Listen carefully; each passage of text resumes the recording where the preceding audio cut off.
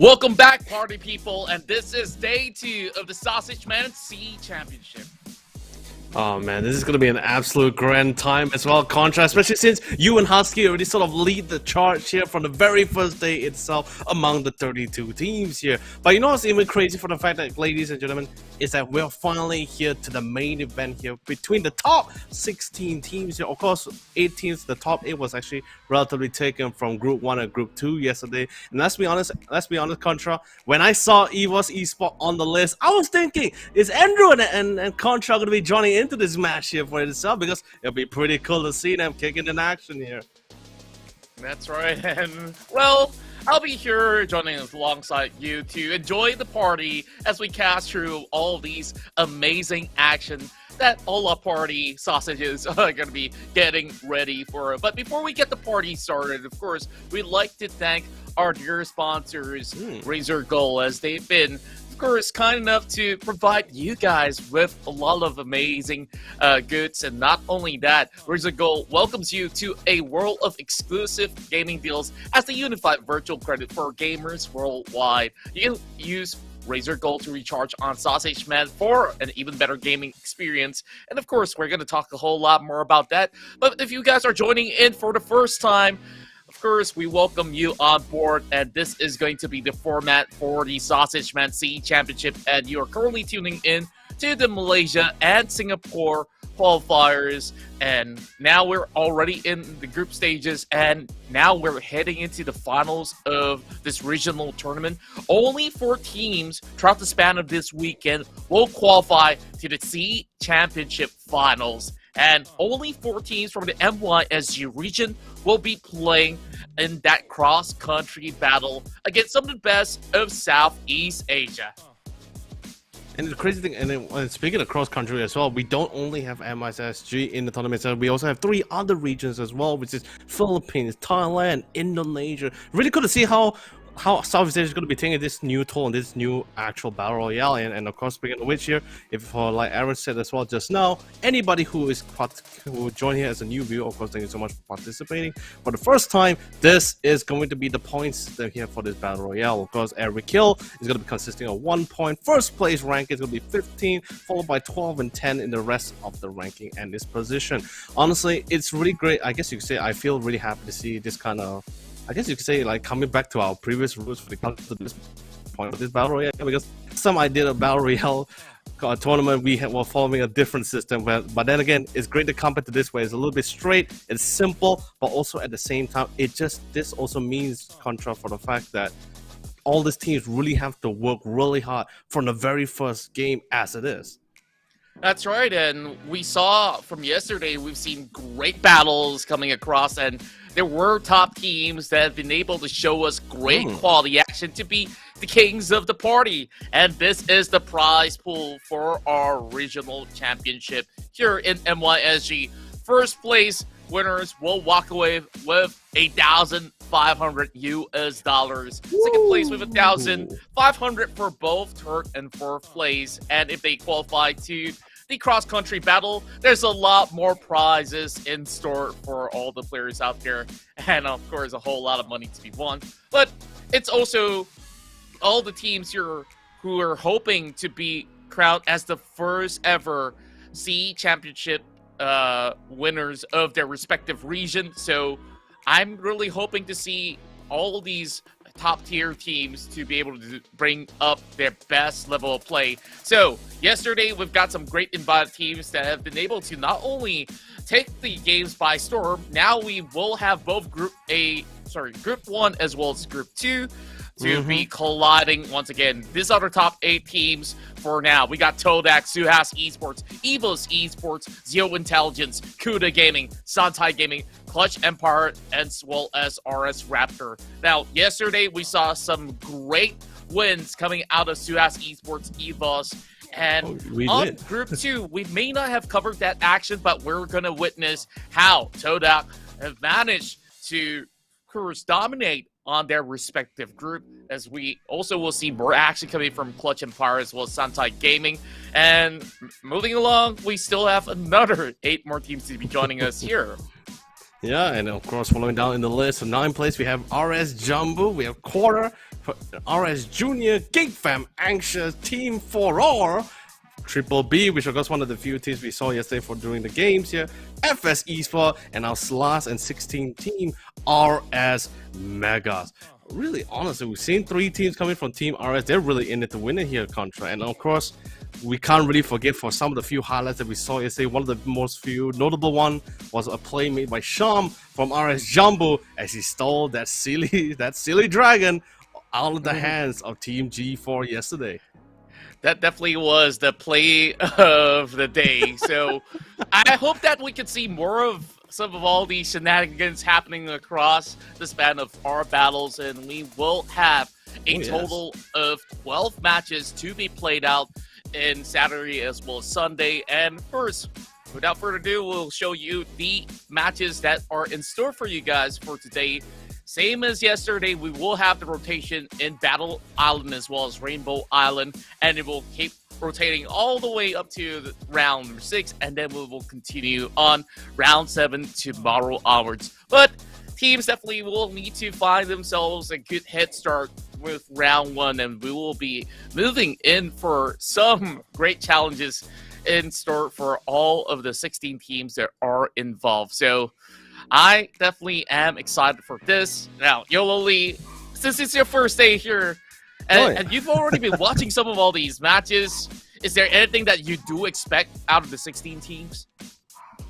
Oh man, that's a real tough one as well, because I made sure we did sort of, I guess you could say, cover the top 8 teams from Group 1 yesterday during the boss here. But Group 2, you see, it's a little bit of uncertainty. It's literally uncharted territory, especially for some of the teams that was being playing. But of course, guys, first things first, and of course, for you few viewers that just joined us for today, there is something you guys can win while supporting your favorite team. First things first, you guys gotta like and share our live stream video, and of course, follow up with that. Comment down in the comment section below with the hashtag SausageMan as SausageMan.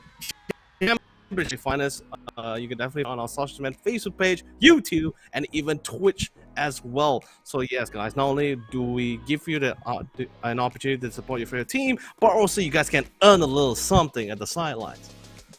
That's right, and I definitely hope to secure myself some great goods coming from Razor Gold or even in-game items out there. I'm staring at the cuddling shark, and it's extremely cute. You know, yesterday we've seen some of all these players also going in to get the shark of their own, trying to first secure themselves that king of the party, but with a lot of stakes on the line. Of course, they're going to be fighting for a whole lot more, but you guys could definitely claim all these goods. Make sure you like and share our live stream, and comment, notify SausageMan Championship with all the hashtags involved. So, Yolo Lee, I guess we're getting ourselves ready for our very first game here on our weekend run. So, yesterday, I've definitely been impressed by Suhas Esports. They were holding on that #1 spot for some time, where EVOS Esports managed to overtake them only for the slightest bit, and there's only about 2 points of a difference for them to tie it at #1 spot.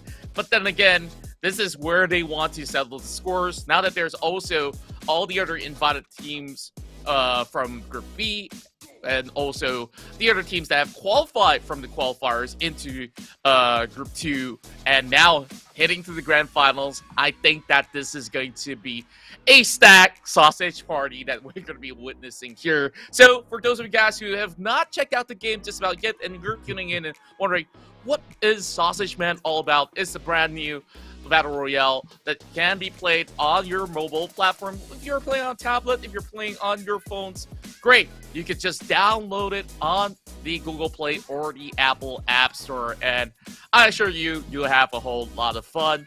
And today, we're going to see some of the finalists that will be playing here in the MYSG region. So, Yolo Lee, I guess you've mentioned that RS players have definitely gotten a little bit of that flair with that big Dragon Steel going on. So, other than that sort of play, I'm hoping to see some crazy UFOs flying all across the map to perhaps steal the show. So, let's see what we have for Game 1.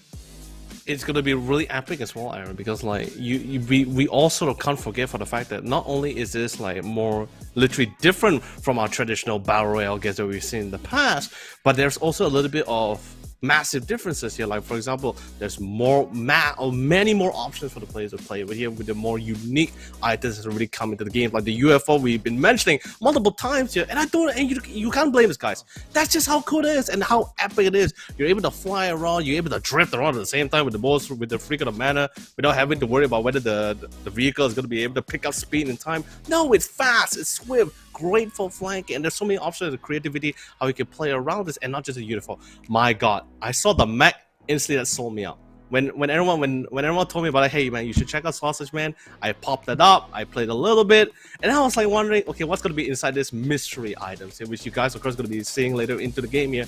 And I saw a mech came out of it. I'm like, you guys had me at mech. That was pretty much all I needed to know. You guys sold me. I already bought it. Just give it to me.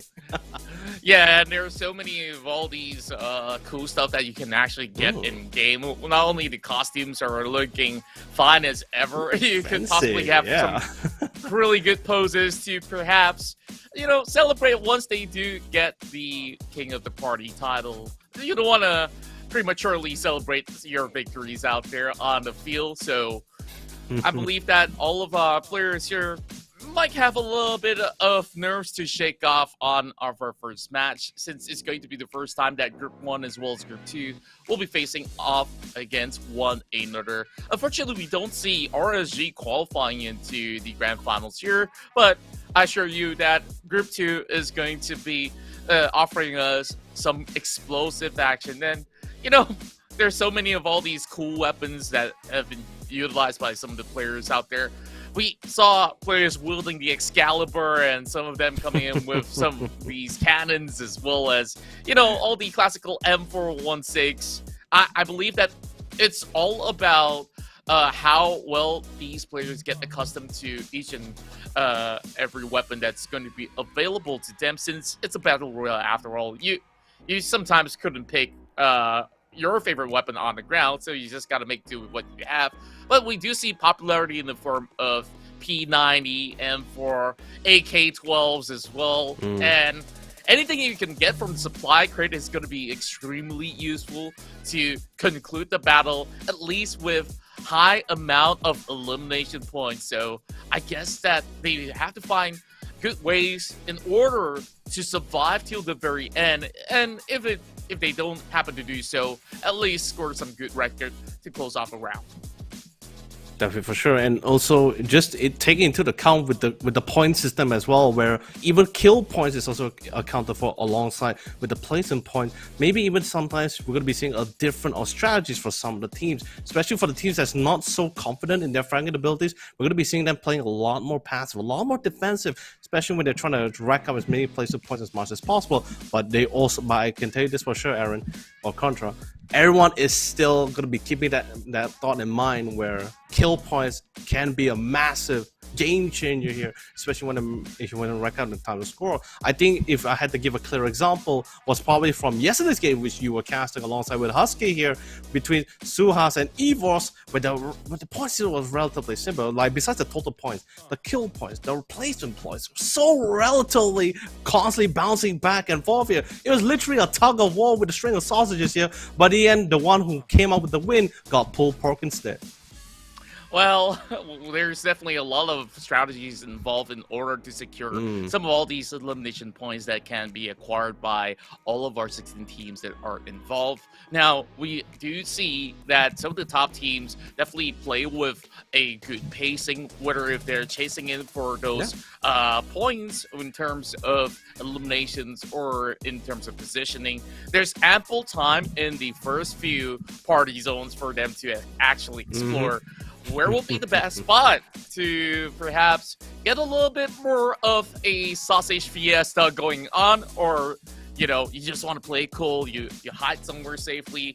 BBB was a team that definitely was a mixed bag of both, where they know how to prioritize on some of the key spots in the map, and after that they would be taking on a lot of all these late game team fights in order to secure many more points for themselves as they emerge as some of the top 5 teams from Group 1. Now, I definitely do have high expectations on Todak being one of the prominent esports organization in Malaysia, respectively. I think that they definitely have something huge to offer to us here in the Sausage Man C Championship. We're getting ready for our very first match, and of course, if you guys haven't like and share the stream just about yet, make sure you do so if you're hanging out on Facebook, Twitch, or even YouTube. Hit that subscribe button, hit that follow button if you could.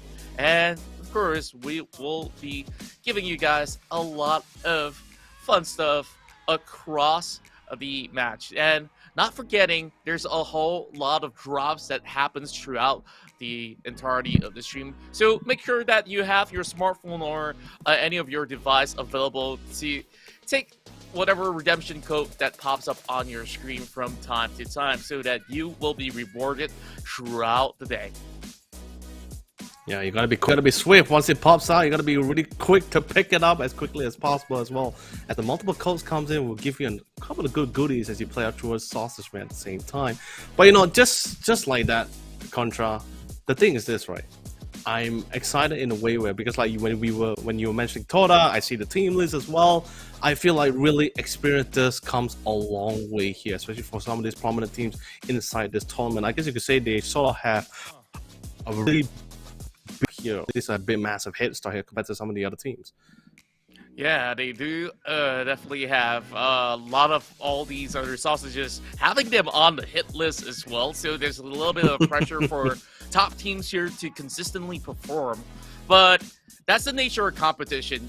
It's either you stay as the apex predator on the food chain, or you just be another average sausage in some of these battles. But we are about ready to, of course, settle the scores between these 16 teams as we will be dropping into Battle Island shortly. So good luck to all the 16 teams involved. Yoli and I will be covering the intensity of the match, and you guys could probably sit back, relax, get yourself some snacks, and enjoy the rest of the show. This is Sausage Man C Championship. And in a few seconds from now, I believe that we'll be heading right in for our first game in Battle Island. So get excited! YOLO-ly, I guess we are ready for our game. Dude, I am always ready for any kind of Battle Royale action here, especially when there's so much creative option coming into this game in this Sausage Man. Really excited to see how the team's going to be able to attack here, who's going to prioritize the center part of the island, who's going to be playing more of the edges here. I want to see what kind of creativity we can bring out to this game here.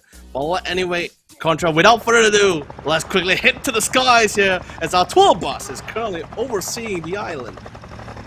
Alrighty, now as we are looking into the minimap, we are having this flight starting off from the northeastern side of the map, and it will hit all the way into the western part of Arsenal.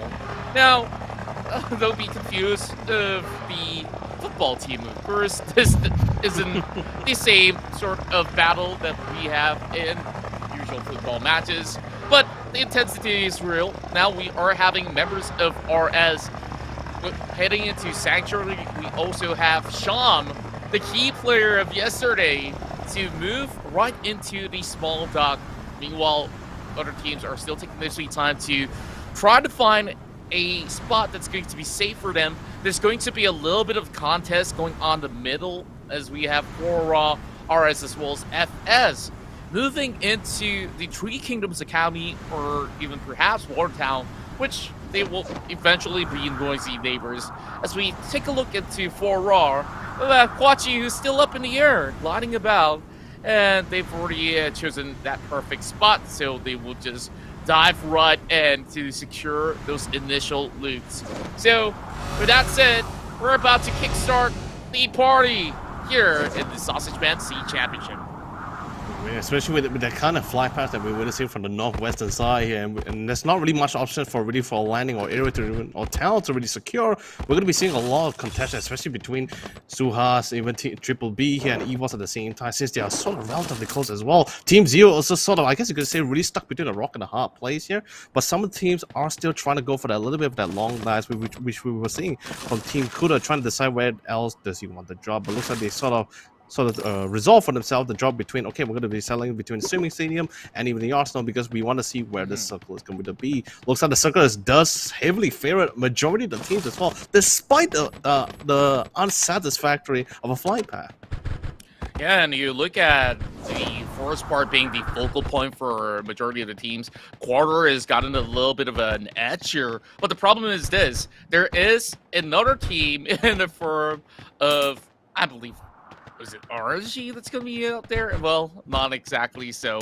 Well, we're going to be having RS Mega to contest against Quarter inside of that specific town over on the South Bridge. So Northern Bridge is pretty much open up for players of Geek Fam Anxious. So that's going to be a little bit of an open area for them to gatekeep some of the teams moving in from the northern side. As we take a look at the Eggs, oh my, we got the red zone on top of them already. Man, this ain't going to be all too cool for them. There might just be some cooked sausages in the start of the game. Hopefully we're not going to be having broken eggs at the same time during this contest. It's going to be really careful. But then again, Team RS Kai did manage to spot a couple of members of Team Core here in the long distance. He does have a decent sniping position, but he only has a P90 in hand. Maybe if he had a little bit of a rifle, he can probably drop a couple of tags. But unfortunately, all he can do right now is just get a little bit of reconnaissance, get some information, maybe try to find a better gun. He does have the Tommy gun, but still another CQC weapon, not ideal for that long range though.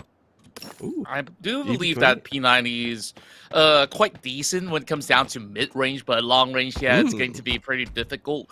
So getting that DP28 is definitely a huge deal where you could just basically spray and pray, whether if you're close range, if you're going on long-range taps, you could just slowly go into click the button multiple times in order to align the shots.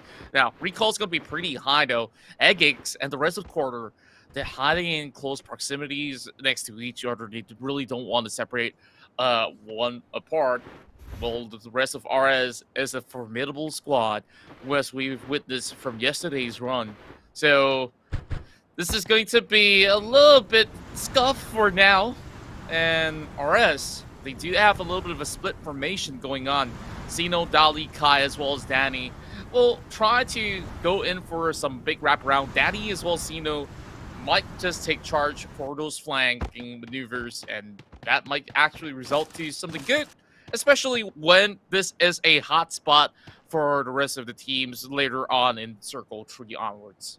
For sure. And honestly, just correct me if I'm wrong. Correct me if I'm wrong. I thought my eyes was deceiving me, but I believe around Team Quarter here, I saw an AEMG rifle, like the laser rifle. I think so. Yeah, it's absolutely OP. Well, for me at least, like there's so many times where I pick it up and you just get that laser beam shooting them down, and well, it definitely provides some really good damage all across, but it doesn't really matter if you're not going to be on your best shot on the day. So every single weapon in the game is pretty balanced, if I must ask or say, where you even saw players wielding the Excalibur, getting some great slashes going on. So with that being said, you guys can definitely strike out some of these codes right down below your left corner of the screen. We got 100 colorful keys to be given out, to make sure you redeem it ASAP.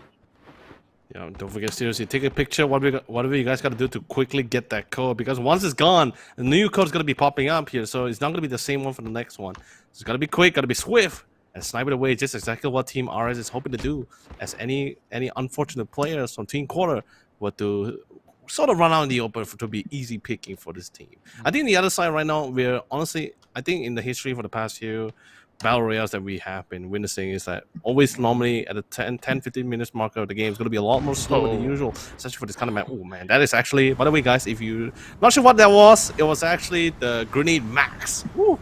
Grenade maximum, one of the biggest nades in the my god. Honestly, yesterday I saw compared to this puny grenade, it's a lot more cuter compared to the grenade maximum. Yeah, you don't really want to be anywhere near the max grenade. So it's great that RS is staying indoors, but we got Eggies on top of the roof trying to look for those angles in order to tap out members from the side of RS. But everybody's staying indoors for now. Nobody popping their head as curious sausages. I was about to say kittens, but yeah, sausages will do for now. There's a whole lot of simulated bombing going across the map, but it's not going to affect players from Southbridge for the moment. It's kind of like a Mexican standoff for now, so it isn't going to be too much going on until this next span of a minute happens. Well, Circle 1 is going to be pretty safe for these two, as we're still zooming down on both of these teams. There's a few casualties that has happened across the map. We've only got 61 players still left in the game. So I really do wonder what's really going on the other part of the game itself.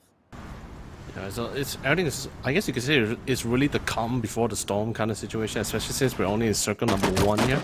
I don't really blame Team RS or Team Quarter for not making any aggressive move this early because they just do not want to lose anyone.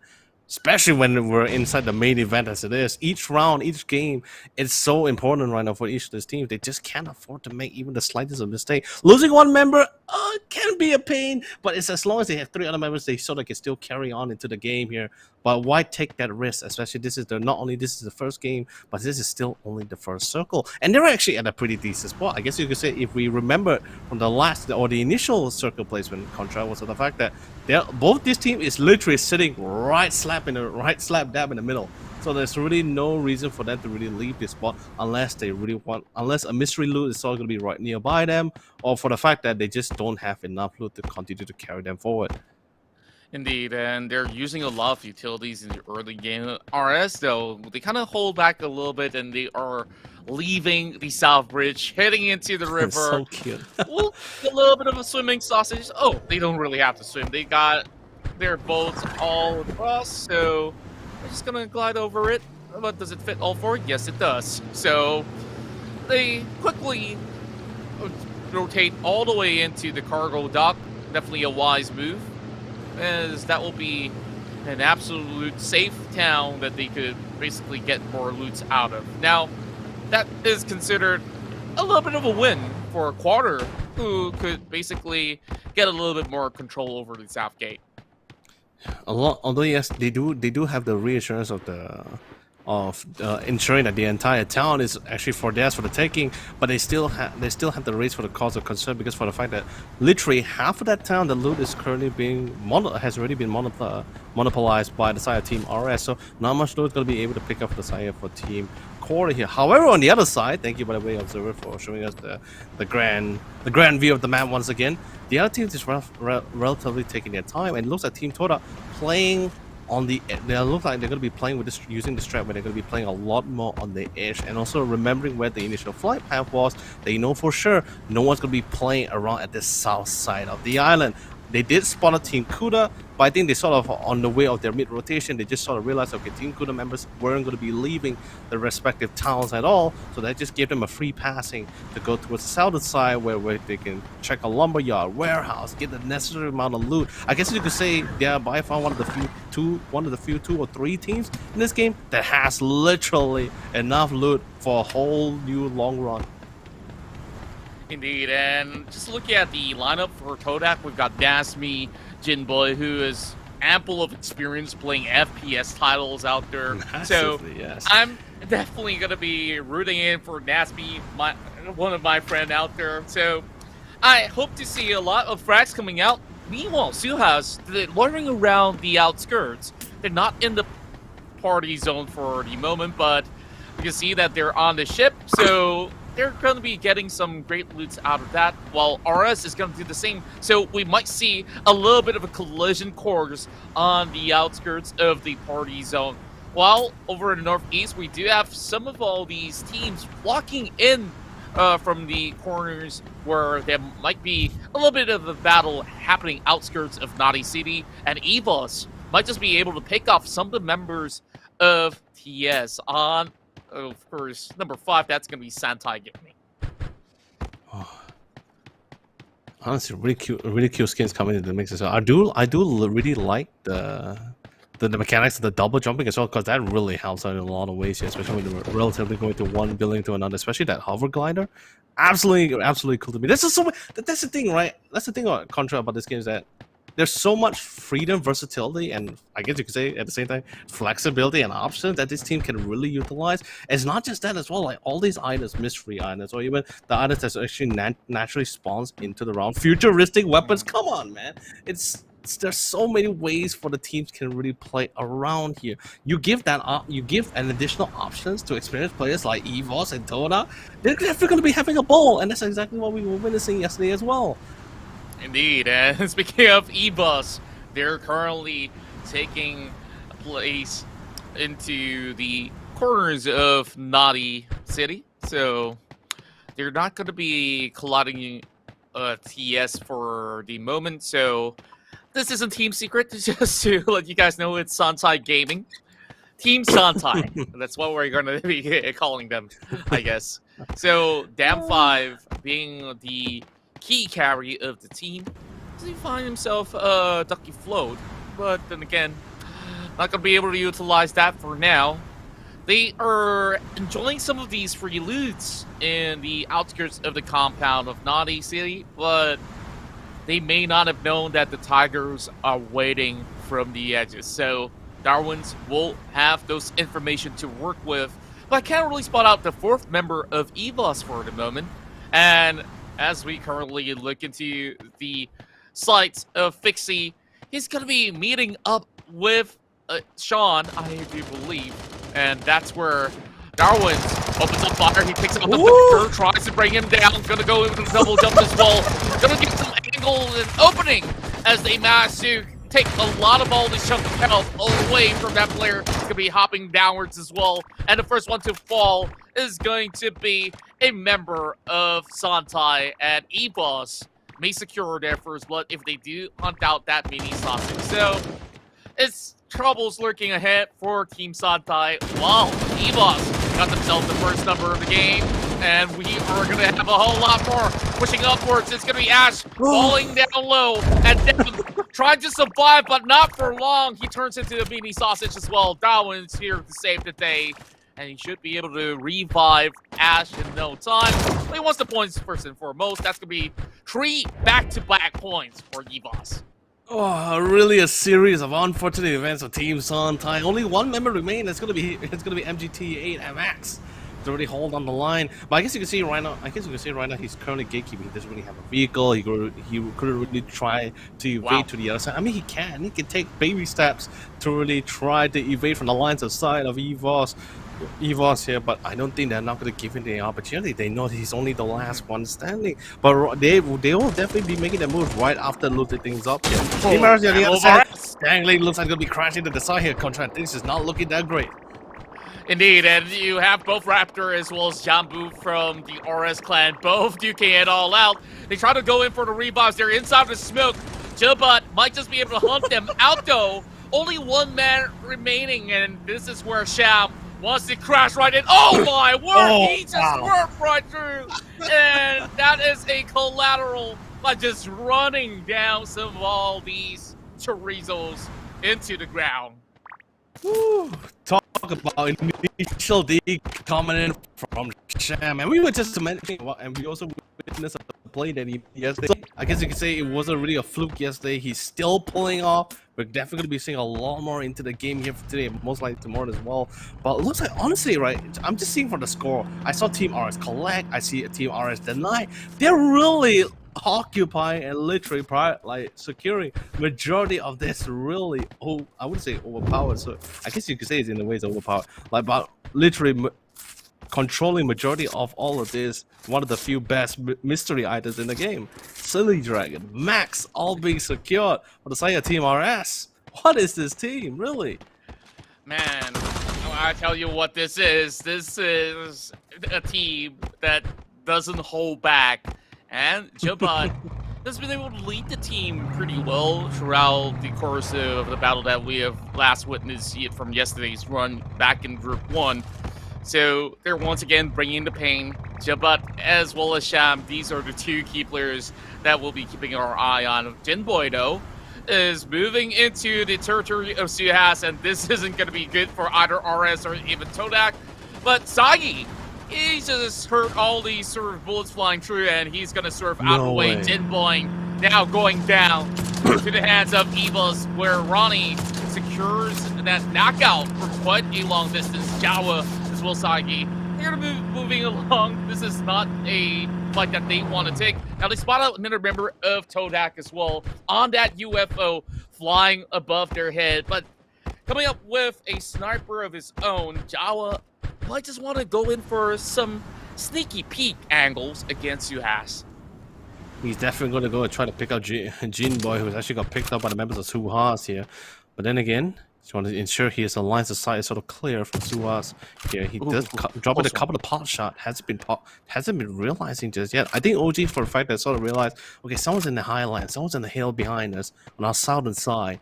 Gotta be careful for that one. But then again, they're still checking things out here. OG relocated his position just to get the retaliate back for the initial P shooter that tried to attempt to take his life. Does spot the UFO, dropping a couple of spot shots. Instantly, the UFO has to go. Wait, but what a headshot coming in from our dear friend here, Jawa.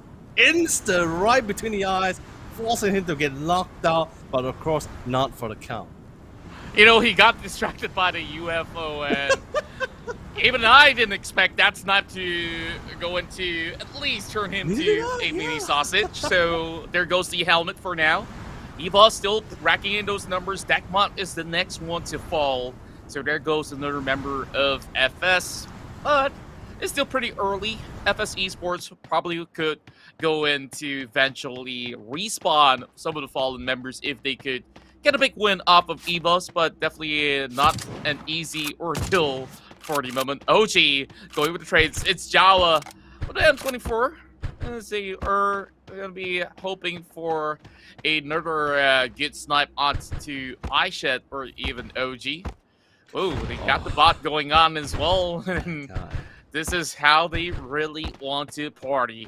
Got the long scopes as they are trapping onto the vehicles. So that there's going to be a tough time for Suhas to make rotation. Some of the shots being fired across as well. Sagi. Well, the Sagi's just going to be looking on the other side while they have this Jeep being destroyed. So Suhas, they still have a few more alternatives to go by. So the problem is, if RS is going to continue on with this assault, they won't be able to move too far ahead because of how they are located currently outside of the upcoming party zone. So Kolek, you know, he's holding on to the plunger while he's inside of the bot. But he's honestly not too worried about what's going to happen for now. Suhas, honestly, not in the best spot. Now they've destroyed another vehicle looking to take out the final one of Suhas. Now, Suhas really wants to bring the pain. They find Jawa! Ooh, oh my! This is going to take a while. It's so unbelievable they went to get the shot on Jawa, but I guess you could say, you know, like an eye for an eye, that kind of thing, since they were able to drop OG initially as well. But the thing is, Suhas is really in a pinch here for the fact that all the vehicles have already been picked up. DRS on the honey, another team here gonna be able to find Kuda literally relentlessly on the Silly Dragon. They didn't even need to use the fireball either to pick up the kill here, as Danny's gonna be able to secure over the side here for the team. 1 kill point here, and that's all it is. Although yes, it doesn't seem much for now, but it will accumulate later on, and it could be the key on the tiebreaker here. 4 in total, so I think that's definitely great. You know, like massive, they're taking one after another, and there's another player lurking around on the bottom, and well, it's actually Jin who got taken out as a mini sausage. So honestly, the coast is clear for players of RS Mega, though there was a little bit of a scuffle early on. Honestly, it was Jambu that was taking a little bit of a tough bout there against Raptor. So RS Mega they're the ones being the safest team amongst the rest of RS.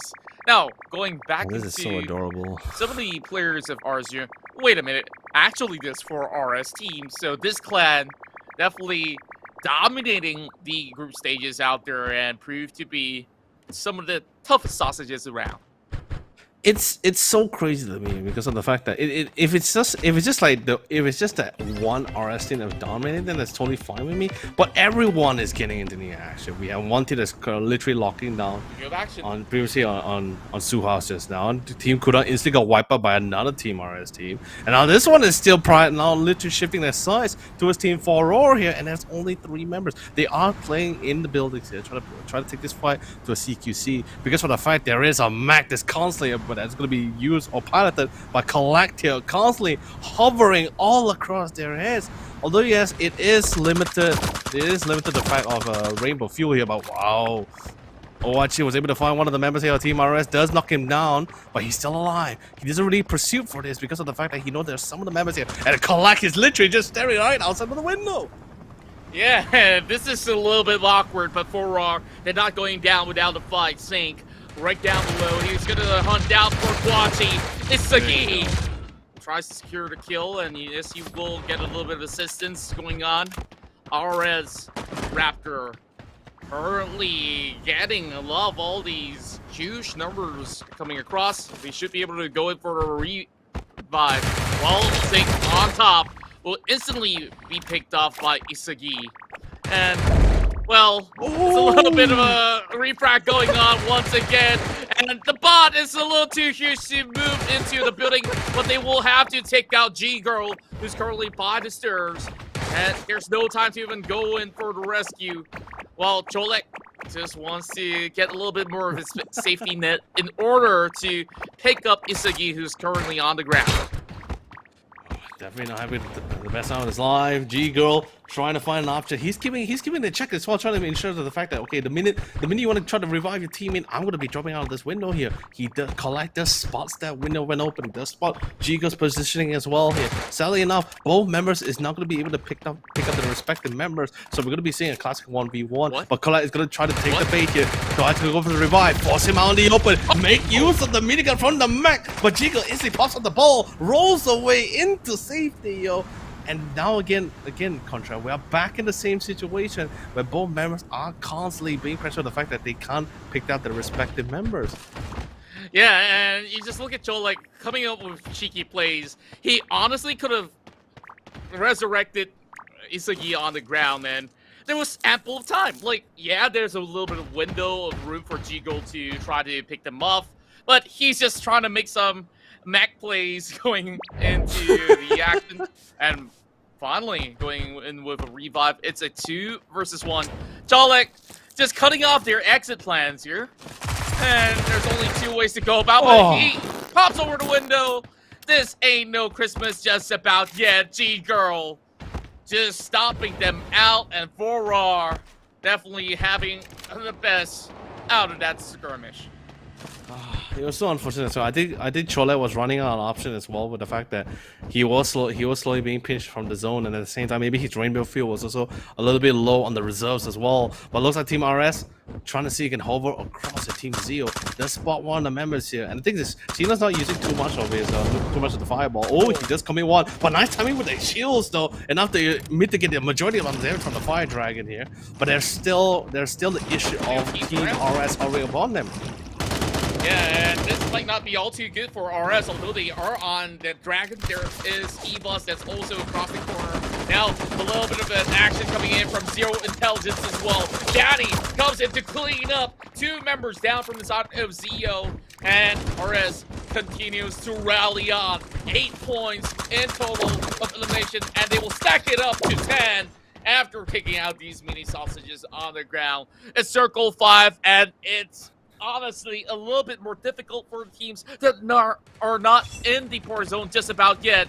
Now, on the outskirts, there's a little bit more of a fight going on. Excalibur is pretty much out there, and I see a little bit of rainbow, so that's going to be pretty good for them. Todak trying to squeeze their way through. There's still 9 more teams remaining. 11-pointer for the side of Evos as we currently look at the side of Darwin.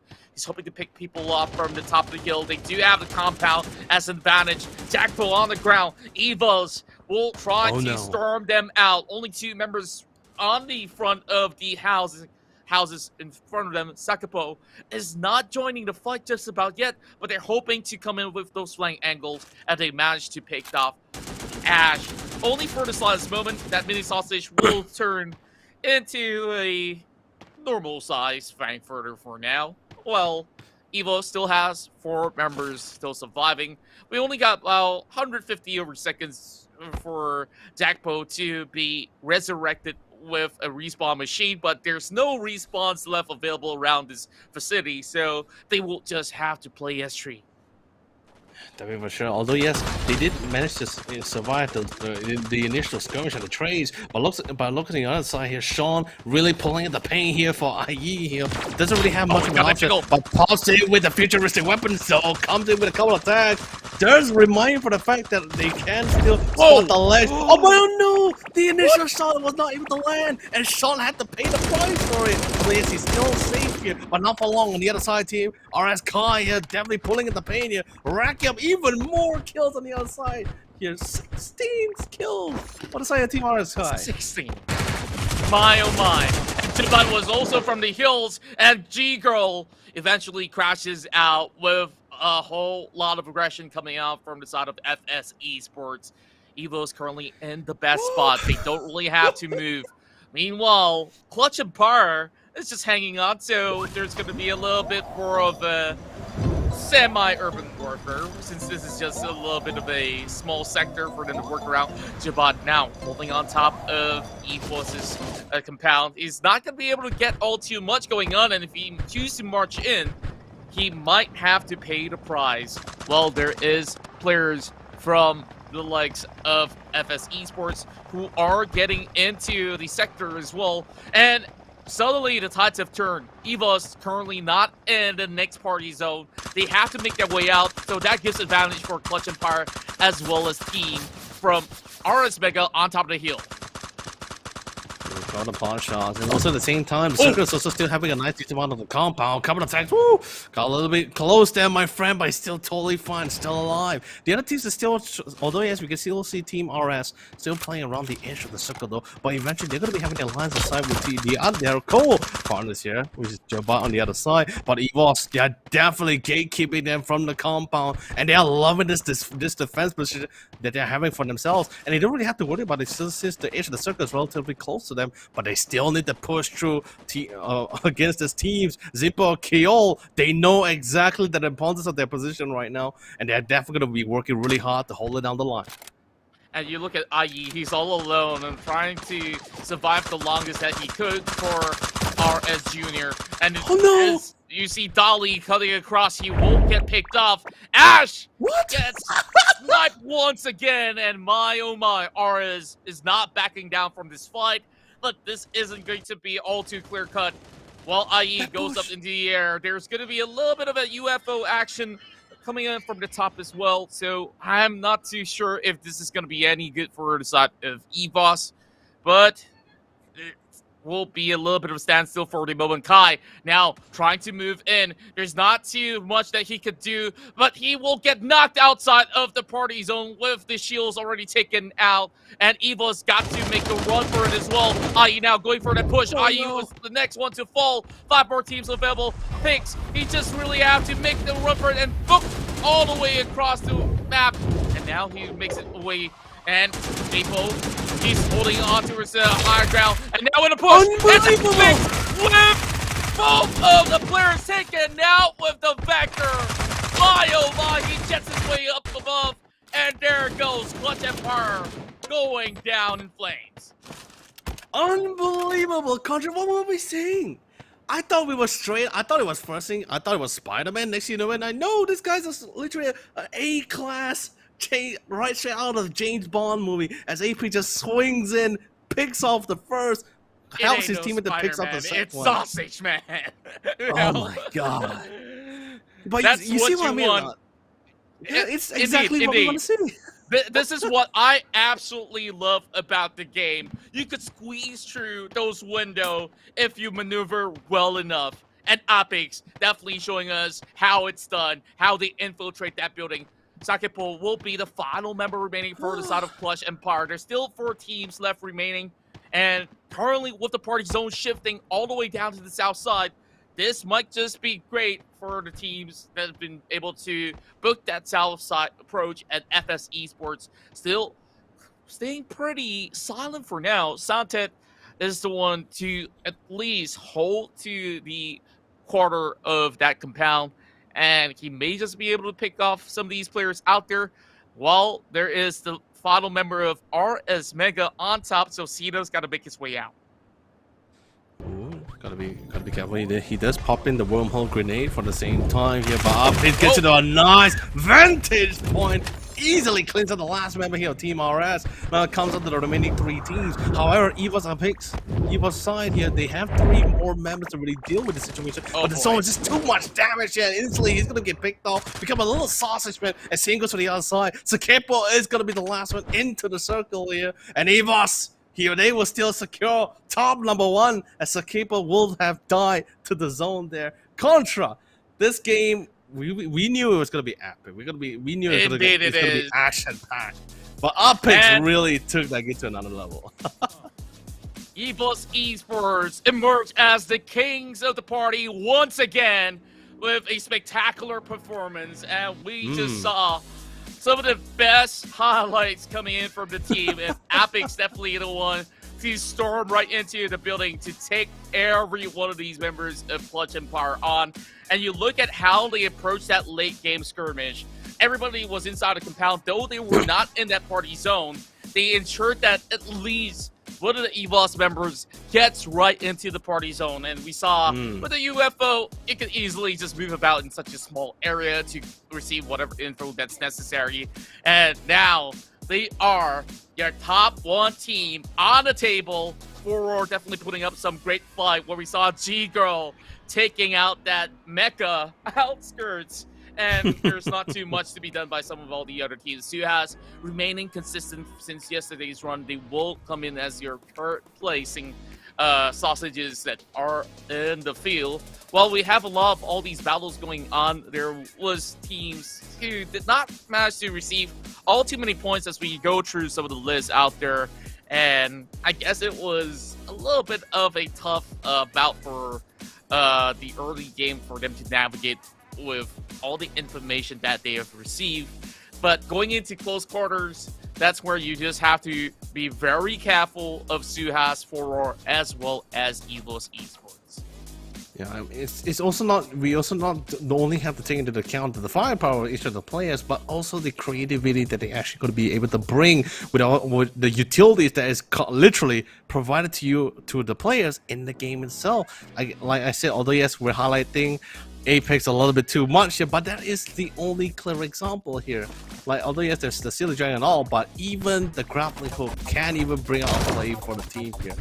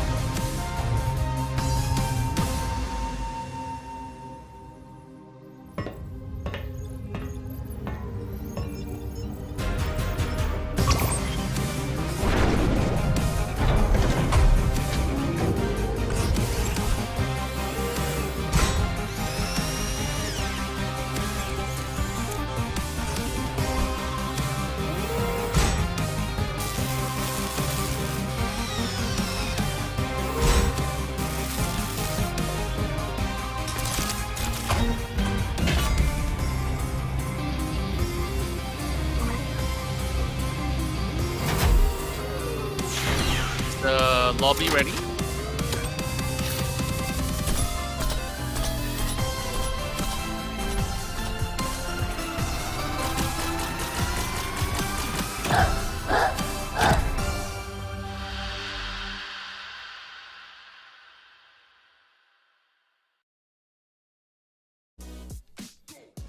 Welcome back once again, party people. This is Sausage Man C Championship. We've already concluded our very first round with Evil's Esports being the kings of the party for our first match there in Battle Island. Next match will be in our Rainbow Island, where you currently look at the standings here. It's RS Mega that comes in second place, along with Clutch and Par to finish off on that third place finish. 14 points for that third spot, while FS Esports making it to the top 4, along with RS Junior at the 5th position with 11 points. 9 points in, 14 for Raw, and Suhas Esports managing to accumulate a total of 6, and RS Raptor making it to the top 8 with that 4-point score.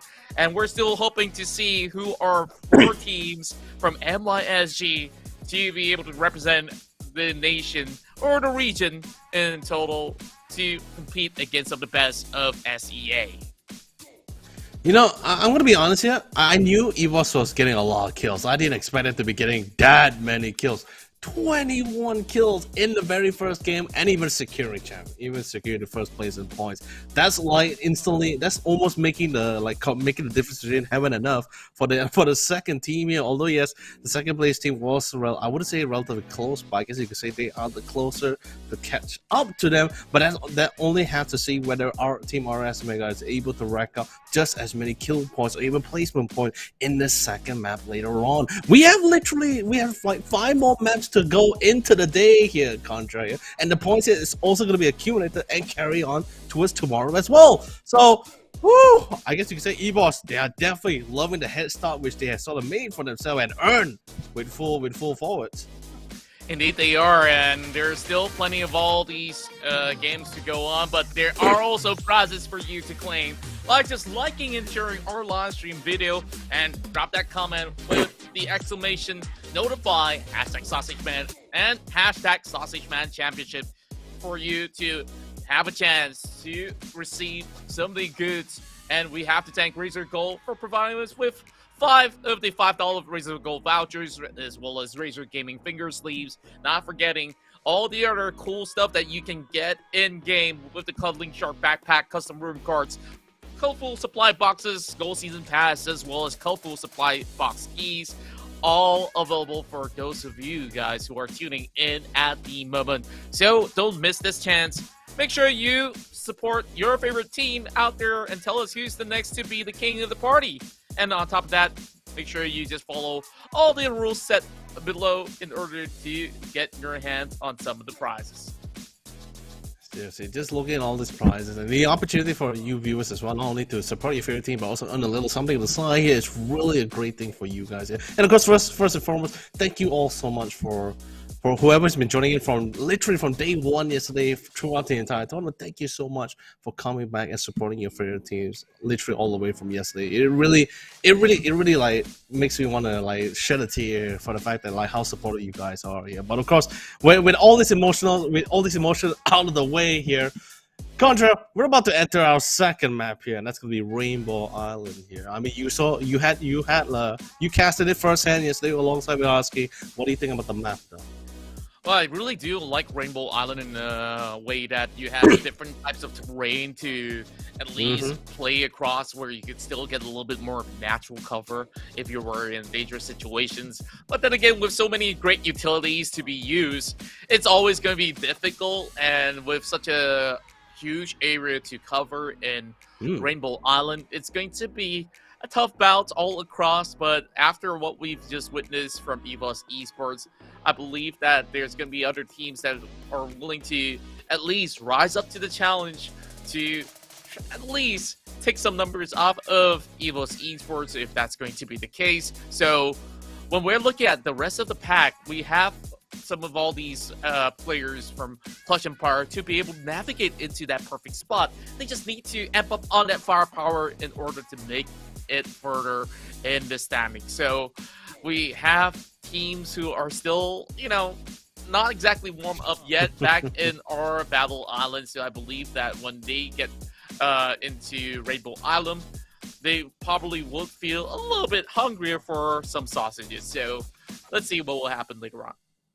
Everyone loves a cooked dog for sure here with a side of mustard and ketchup. But then again, also at the same time, they are still, although whether warmed up or not, hopefully that will be enough to really get them to kickstart their engines here for the second map. Because let's be honest, if they are not able to get online quick enough, EVOS is definitely going to leave them biting the dust here. Because I believe EVOS is definitely not going to be cutting any slacks, despite not knowing what is the capabilities of the initial top 8 teams from group number 2 yesterday. So I think right now, majority of some of the mindset for all these players right now is, regardless of whether they were seen in the boss or whether they're on the boss or whether not on the boss or not, they're still going to be playing at the best of their capability and trying to be creative as much as possible to take that win away. It's really a battle of wits and skills here especially when it comes to Sausage Man, when you have all these new items, new utilities. We saw firsthand, especially the utilization of some of the weaponry. Like, although yes, it's cool. It's really cool to have the UFO. It's really cool to have the mech as well. Definitely very fresh in Battle Royale. But there's also certain limitation. Yeah, I see the dragon as well. But there are some limitation for some of the futuristic weapons and this mech using as well, as we saw from what Colette was sort of experiencing firsthand there. So I guess you could say, like, even for some of the players, they're still sticking to the more traditional weaponry, which has been working for them for the past few years. Yeah, and I believe that, you know, there's still a lot of all these games here for them to play out from. So with many of all these opportunities for teams to grasp that crown away from EVOS, and I guess that EVOS with that stellar run with 30 over points by the end of it, they're not going to be letting go just about yet. I believe no matter what happens in this next match, it's either them getting even more pointers, unless somebody drops them out completely in that early game, which isn't likely to happen. If we have gone back into yesterday's match, EVOS Esports have looked to be one of the most efficient in close quarter combat when it comes down to rushing compound, and you just firsthand witness how Optics have done it. The rest, such as Ash, is also pretty efficient in going in for some of all these sort of fights, and we are ready to hit into our game in a matter of moments. But once again, I'd like to remind you to drop a like as well as share on our live stream video if you're watching it from Facebook, Twitch, or even YouTube. And of course, hit that subscribe button if you can. Comment, exclamation notify, Sausage Man or Sausage Man Championship, and you might just be able to walk away with some of the great stuff that is being offered in the C Championship of Sausage Man. We got Razer Gaming Finger Sleeve, Razer Gold Vouchers, Cuddly Sharp Backpack, Custom Room Cards, Colorful Supply Box, Gold Season Pass, as well as Colorful Supply Box. And of course, we want to give our thanks and shout out to Razer Gold for being a part of Sausage Man C Championship as our main sponsors for the entirety of the show. So we're definitely happy to, you know, get some great games going on with you guys tuning in. So the longer you stick around, we got more exciting news to share to you guys. So make sure you guys stay put, and if you were to be on the go, you can always watch from your mobile phones as well on all these respective platforms. Yeah, and besides that as well, we also have color key giveaways that's going to be popping in, color key giveaways codes in-game that's going to be popping in once in a while. So while you're supporting your favorite teams, don't forget to get that phone in your hand ready and rolling, because once that code pops out, you got to key it in to secure that nice quick prize for yourself for the taking here. But you know, Contra, with all these exclusive and cool prizes here, unfortunately I couldn't really sign up to get some for myself here, or maybe I can. Maybe I already did, and hopefully I get it later on. But you know, we still have second game on the way here. Now, we witnessed a lot of utilization. We saw some great plays, even yesterday, a couple of cool highlights here. What's going to be the expectation here for this second game? Like, just take into account that first game was a little bit more of a warm-up round for some of these teams here. Well, we have seen some of all these great battles on top of that terrain of the hill, where we saw teams such as FS were basically piling up some of these numbers of their own.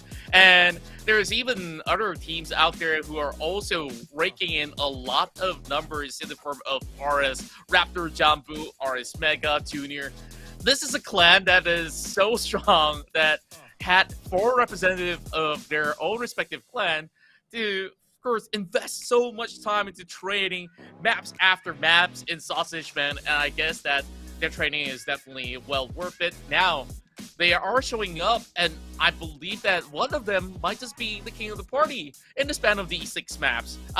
I'm just laying all the eggs in the basket for now, so I guess, you know, like, there's going to be a little bit more of things that we can expect. And, you know, sausage and eggs definitely work pretty well. If that's I mean, that's my kind of breakfast for sure. Well, and on top of that, well, what kind of sausages would you prefer to start off your day? Are you like bratwurst kind of guy? Are you a chorizo's kind of guy? Are you a lapchung kind of guy? I don't know. well, my friend, I'm a bratwurst kind of guy, but you know the talks about German sausages. They're the worst, you know, the kind of thing.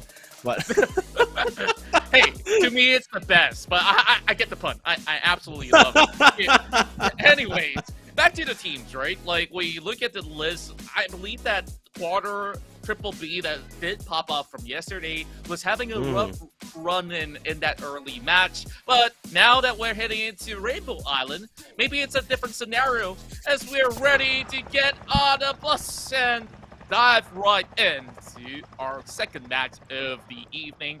Now we got Quarter flying across Rainbow Temple. I'm not too sure if they're going to drop right in, but they're just going to glide their way across. So this is going to be a little bit hectic as we have a lot of all these compound that will be secured for these respective teams. And judging for the fact that we are merging both Group 1 as well as Group 2 together, there might just be a little bit more of a compound engagement heading into the early game skirmish where you just want to establish control and, you know, just pop some of all these numbers out there, and instantly, Chakoi, he's already got some great guns going on already. Great guns, level 3 helmet, and even got the cannon ready to rock and roll. Yeah. No, seriously, let's be honest. Choi literally is feeling very lucky today because the minute he dropped down, there's already a fantastic loot crate on the right side. Unbelievable. Indeed. Now, it's definitely a great hit start for Quarter, but we haven't really seen the party area, and it looks to be pretty decent for them. I do hope so. And we have a little bit of a skirmish going on. Todak going on in engagement, and I believe that was Zio members that are getting the short end of the stick. But for the moment, it's actually Nappy Knight and Nesball is flying forward to next one to pull. MIB with a QBZ. Goes in for a shot, but he's getting a little bit more of that fight going on as he tries to provide a little bit more cover against Zati. Jinboy already being knocked down, and Killa going for the rush. Now we're moving into the side of Neko as well from RS as they try to take down more members inside of Zio. And boy, oh boy, there's so many fights going on the western terrains overall, but I don't know. Suhas is also joining the party. We got a 4-5-way battle going on, and this is what I've been expecting inside of the Rainbow Island. MIB having shots fired from the side of OG, but he needs to save Jinboy first and foremost, so that they still have those numbers to work with. That's me. We'll just have to really... Oh my god. It's going to be another shot connecting. Oh my. MIB just couldn't get a break. Oh, Contra, it's raining Suhasas as they all literally came in at the third party.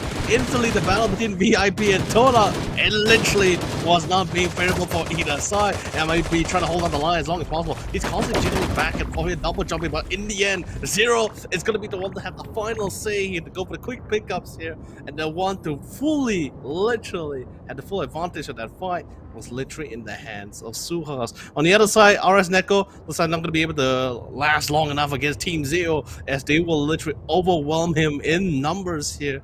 It looks like RS is going to be one is going to be short of one member, but that's not going to stop them anytime in this game here. Party area is also going to be closing as well. First circle, there's still 3 minutes. There's still probably a couple of times before the transitioning of the second circle. So I'm not going to be too worried about this. However, for Team Zero, they sort of managed to get control of their respective compounds here, and I think that's going to be really good for them for now. Indeed, and what a start coming in from Suhas Esports. And crazy. talk about this team early on, right? Like, they had a rough start on the first game, but they're coming back stronger, and now taking that long-range trade against one. Zero Intelligence don't really have any sort of vantage point to work against members of Suhas who took over the entirety of Sacred City, and Zio just got to wait on for a little bit of a good angle for Zane to perhaps move up to the kill in order to get those shots against Suhas. Else, they might just be stuck here for the meantime. OG floating across, and I guess that will be a contest against Zane up above. And this is what they do expect, though. The M16 in hand, Zane just got to make it work up ahead, and OG already spotting him out. And here comes the barricade being dropped right in. It's just going to be pushing across, and a big wraparound comes in. OG, with so little health left, he does get the drop onto Zane. While the rest of Zio focus him down, and OG managed to heal himself up. Zane still requesting for some backup, but this is quite awkward for Zio Infinity. Well, I keep saying Infinity, but Zio Intelligence will lose another one. OG now getting shot at. The Vector in hand, but he can't trade back. Double jump just to juke it all out, and he will still survive. Unbelievable coming from OG. Despite, although yes, it was a really good call and a little bit of a gamble coming from this hand here of OG, because he knew he had the Vector in hand. He knew he's going to be quite superior when it comes to CQC, but it was still quite the risk as he was sort of charging towards the tree out in the open. A little bit of a gamble, but he did somewhat succeed. I honestly, let's be honest, I thought he was going to die when he was trying to pick up that loot, especially when he spotted out the Gatling gun for himself. But for some reason, he still survives here, and Lady Luck is still smiling for our dear friend OG from the side of Suhas. Zio, on the other hand, one-man shot. IGE, not for long, gets knocked out, and his team is too far to go to pick him up. He did drop out a couple of defensive smoke for him to literally move to the next building, but that didn't really go according to plan here, as the pre-fry just somewhat succeeded for him. And looks like Matty G instantly gets picked off between the eyes here, and he hopes that he can literally try to put down some defensive smoke to go for the revive. But looks like Suhas, they're not going to give him that opportunity. Not at all, and you just look at one being the one and only member being left remaining. They're just gonna throw in every single deflates into the building in order to clean things up. And only down to one. Oh! And Zero was the one to shut them all down. 4 elimination points for Suhas. And that span of a fight, and this is a stack of 8 after clearing out the entire sector of the Sacred City. Oh, Suhas definitely trying to make up for lost points from the first round with the really hard beginning that they had from the first round. But still, coming for the other teams here, it looks like Suhas not only were they able to secure getting rid of Team Todak at the same time, but even getting rid of Team Zio. VIP, on the other hand, not sure what was the conclusion for Team VIP. Not sure actually where did they run off to actually, or did they get picked up? No, I think they got finished off earlier. I must have missed that one. Well, I guess so. But we definitely take our sweet time. Evolves all the way down the southwestern side of the map. They're just going to be tanking out the first phase of the outskirts of the party zone. Not too much of a hassle for them, as this is going to be quite neutral, but neutral ain't all too good for some of the teams over the south side, where they have to take a little bit of a guessing game. Should they stay down south? Should they cross the river to face off a dominance Suhas that's basically showing their prowess right now? And nobody's all around. Suhas, they're taking that center focal point, and we're having pretty much the temple grounds pretty cleared out for Triple B to move right in. RS still lurking right down the Black Salt area, while Geek Fam taking their sweet time. The only team coming in from the southeast corner, but they might meet up with some of the players of Clutch. it's also I guess you could say it's also viable for the team to really take their sweet time for this one as well, because of the fact that how central the circle placement is for the literally at the center part of the map. It does allow the teams to allow the various team that's still in the game to buy the time and re-strategize. And the difference between Rainbow Island and Battle Island is the fact that there's more compounds compared to the other maps, so there's a lot more options for them to really to be able to like traverse the land, compared to Battle Island, where it's just literally open lands and very few covers for them to walk across to another compound. So I think this is still sort of viable for the team here, especially since they are trying to play a lot more around the edge and get that dominant start here as they try to keep any unfortunate teams entering the circle.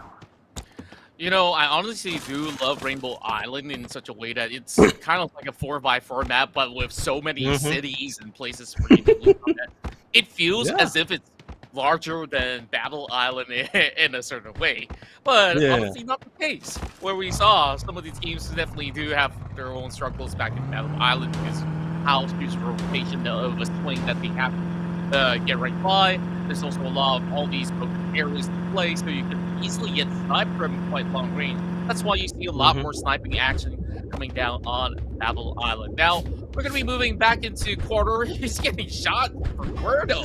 Okay, I guess that this is going to be a little bit of a tough place to be. RS Mega chasing from the back. Well, honestly, they're just loitering on the outskirts of the party zone. Zeno on that mecha, and he's just going to slowly boost his way up above. And Triple B will be going in for the challenge as well. This is going to be an uphill fight, or should I say, down into the Rainbow Temple. They better give themselves a little bit of mental support and also some prayers before taking on Triple B, another formidable team that you do not want to underestimate. It's going to be a three-way battle as we have RS, Quarter, as well as Triple B going on the action. Daddy as well as Kai, so getting the damage as well. Well, Yell is doing a whole lot of damage with the rest of the team. Carl, first one to be knocked out in that scuffle, while Eggy still going on foot. He's got time, but there's also shots being fired. Aurora having stayed here, securing a double elimination, looking for the rest of FS as well. My oh my, FS Esports now having a little bit of a tough fight against all these players above those kills. Aurora is holding on, and FS only down to a few members out here. They are trying to please buy a little bit more time. We've got the UFO to rotate about there, not too concerned of the outskirts of the party zone. They just really want these points because they are not having any at the moment.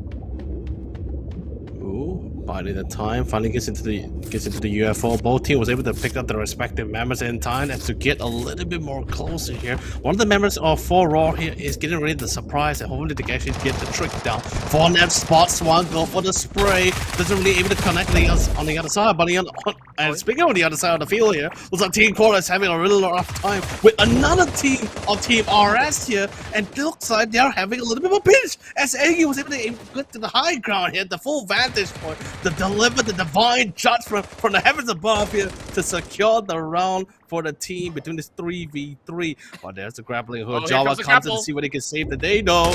The spotlight goes to the spray. He does have the LMG in the hand, though. The spray them all down. But it looks like AD had the same idea. He tries to get up there, but gets spotted instead. He tried to do a quick fly, but instead he gets roundabout with the P90.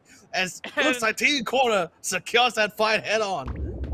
That was a huge play by Eggigs. Not only was he securing the highest vantage point, they tried to make a play of their own, but some of these players from RS just couldn't exactly get the trade going on, despite having some good flank coming out there.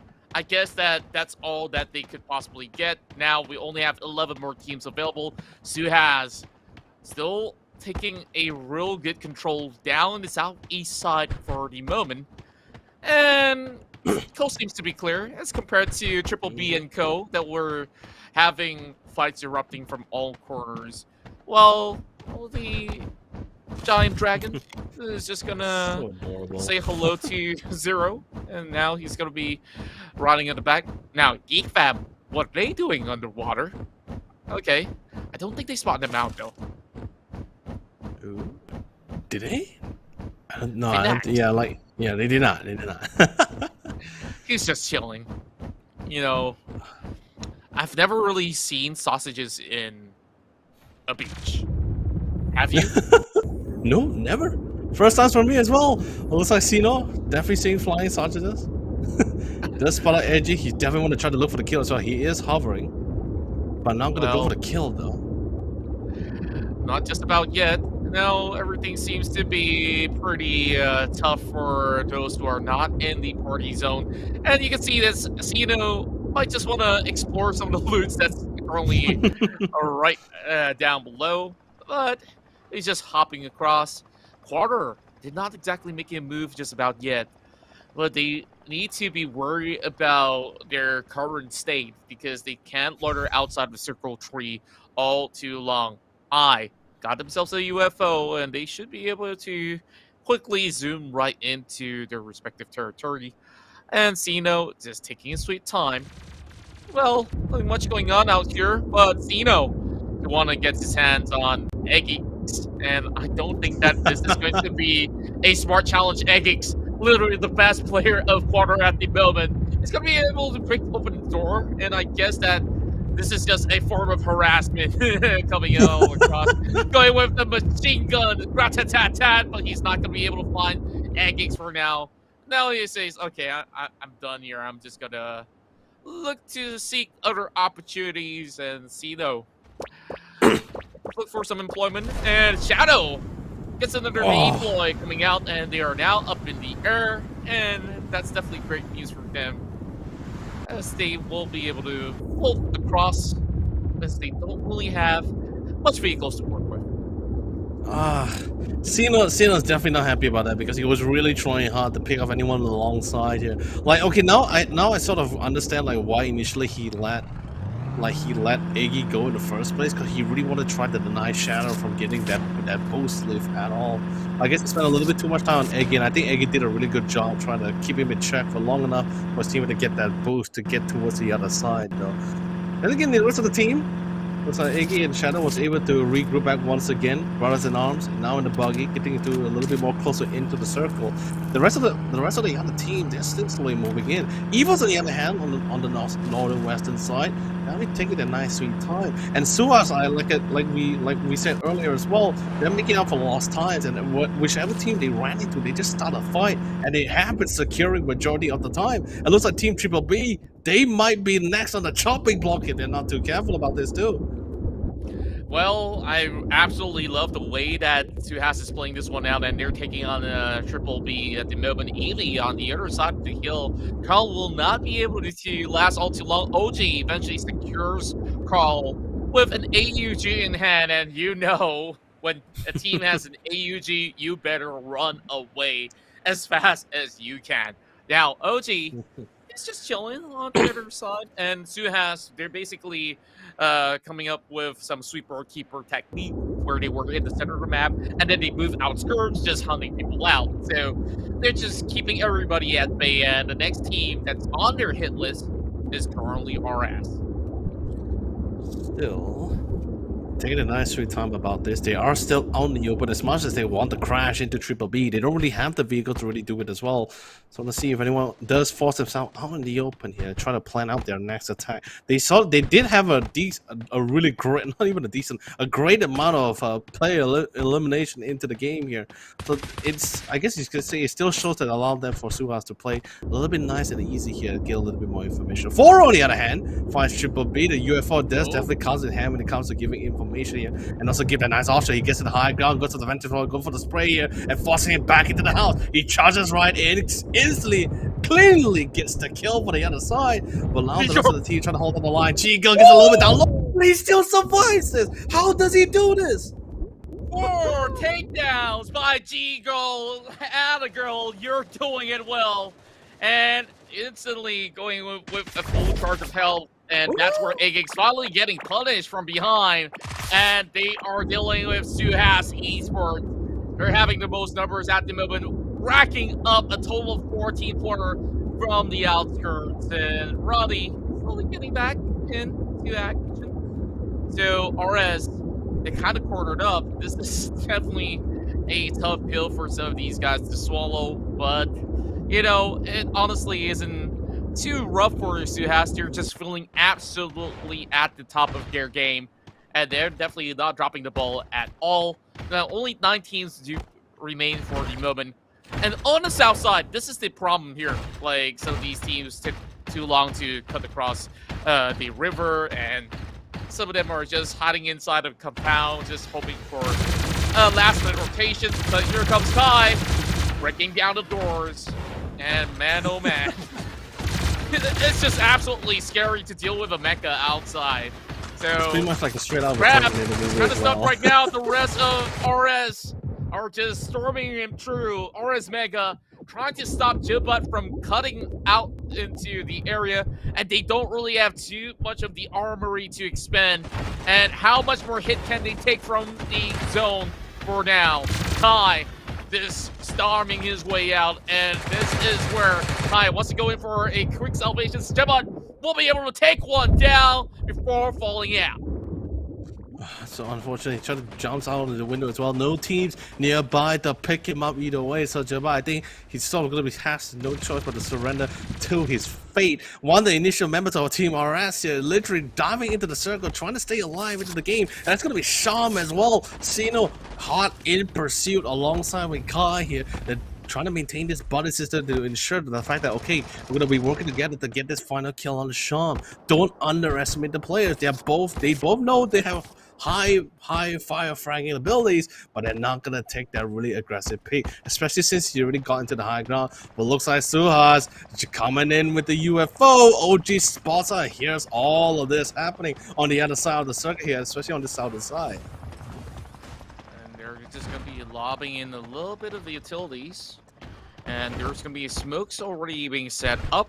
While Zeno carrying that P90, and they will try to advance for it. They're just inches away from the next party zone. But Shams hiding alone. And I guess that they might have actually received info. OG now trying to get the attention of Kai, who can't exactly aim all the way up here. So Suhas basically playing with fire here, and instantly Zeno sniffs out the final member out there. Now only 7 more team remain. For Raw, have Kwachi hiding in as he's planting some seeds right down below. But Suhas, they're taking a little bit of cover. They've already lost around the early on. And I can't be certain. Early on, we see a glimpse of EVOS, and now they finally make their way into the circle. And this is going to be a little bit tougher for Kwachi to do it all alone. They've already lost Anip Sync as well as G-Goal. They've definitely made some clutch. OG, he's just flying all around. He doesn't care. Woo! Zero's the one doing all the dirty work. And that's where he gets himself a gold elimination. Well, Kai jumps in with that QBZ, tearing apart members inside of Evil's Esports. Oris will just bring that mecha into action as he gets himself that one number ahead of him. Now it's down to these 2 powerhouses to fight Eva's. The top 5 finish, but not exactly all too happy after their very first run of that win. No. But oh no! That mecha burned out! Oh my lord. Kai got a little bit too trigger happy, and I don't blame him for that. He literally dived into EVOS team members straight head on, mowed them all down, and literally assisted his last remaining member to pick up the last remaining member of EVOS here. Can't blame him for him to literally get a little bit too excited, especially he was literally on a roll. But always gotta remember that Mac does have a limit in that durability as well. But you know, we sort of expected a little bit of aggression here. It's a top 3 scenario here. I shed. Oh, Tries no! to go in with the DP spray. Instead, he gets taken down. FS, they're going to be finding a little bit more room. Suhas, they do have a little bit of wraparound. OG is still on top of the kill. And Rule, he's crying for help. There's nothing much that can be done here. But Dekmot is the last remaining hope for the team. But he doesn't really have that much health. No utilities, no med packs. What's he going to do? He's got no time. And this time around, it's Suhas Esports that will dominate and take over that King of the Party title in match 2. Oh, Suha's definitely coming in. They had a rough start in the beginning, but they definitely know how to make themselves heard in the second game itself, though. Unbelievable, unbelievable stuff. Although yes, I did feel a little bit bad for Ewoks because let's be honest, man. Would you ever expect, like, yes, you can expect four-man squad coming on top of you, maybe you get third party on the other side, but who would ever expect a mech unit with literally dual minigun Gatling guns for 11 right hand charging into your teammates and blowing everyone down? No one ever expects it. No one can even imagine that in the first place.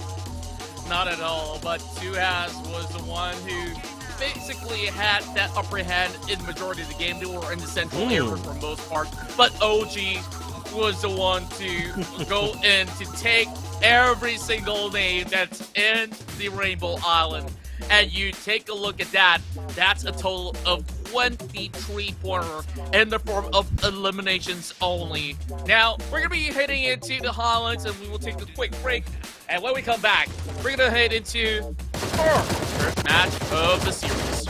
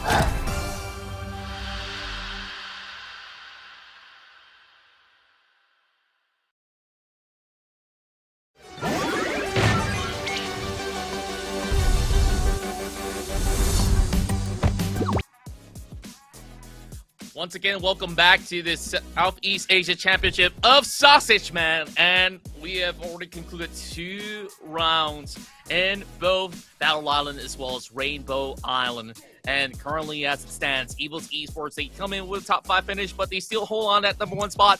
But Suhouse Esports is inching in with 44 points, only 2 points behind of Evil's Esports, and Artist Mega makes it to that top 3 position with 39 points of their own, 30 points for FS Esports and Team Raw coming in consistent, and they are still within the top 5 ratio with 26 points. Both Clutch Empire as well as RS Junior will secure a total of 15 points to book out of that 2 past round, and Quarter emerging as your top 8 finishers with a total of 10 points. So YOLO Lee, we've seen a lot of amazing exciting action coming out of RS Mega as well as Suhouse Esports in that past round. And boy, oh boy, this is going to be epic as we are going to be kickstarting our 3rd batch of our Sausage Man C Championship for the MYSG Finals. You know, it's epic as it is, but it's gonna be even more epic as more rounds comes into the end of the day. Here, we're only two maps in, and we're gonna be seeing some crazy stuff coming alongside the line here. And of course, this is gonna be the second half of the leaderboard, and Todak so far hasn't found that limelight to really elevate themselves higher in towards at least the top 8 positioning. Same goes for Team Triple B and RS Jumbo here. Majority, and the crazy part about this is, well, these are one of the few teams that back in Group 1 were the more prominent one, top 5 places. And now they're having a little bit of a rougher time, not only because of the great plays coming from EVOS and Suhouse, but even the other teams from Group number 2 is really pulling in their weight here and challenging them and putting them in quite a difficult spot here, constantly keeping them on their toes, constantly pinching them here left and right here. I really can't blame them the difficulty they're facing here. But of course, guys,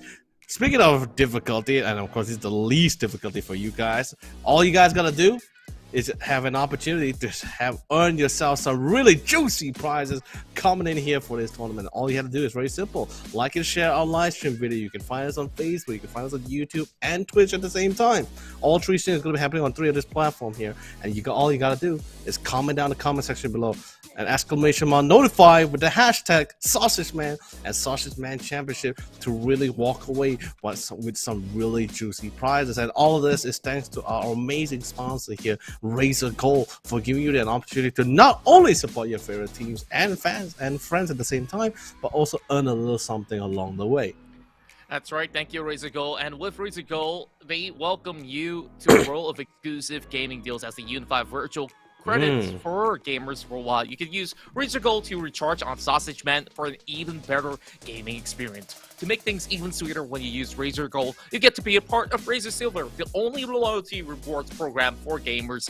With every dollar spent with Razer Gold, you earn 50 Razer Silver, and when you accumulate those Razer Silver, you can redeem Razer games as well as digital vouchers.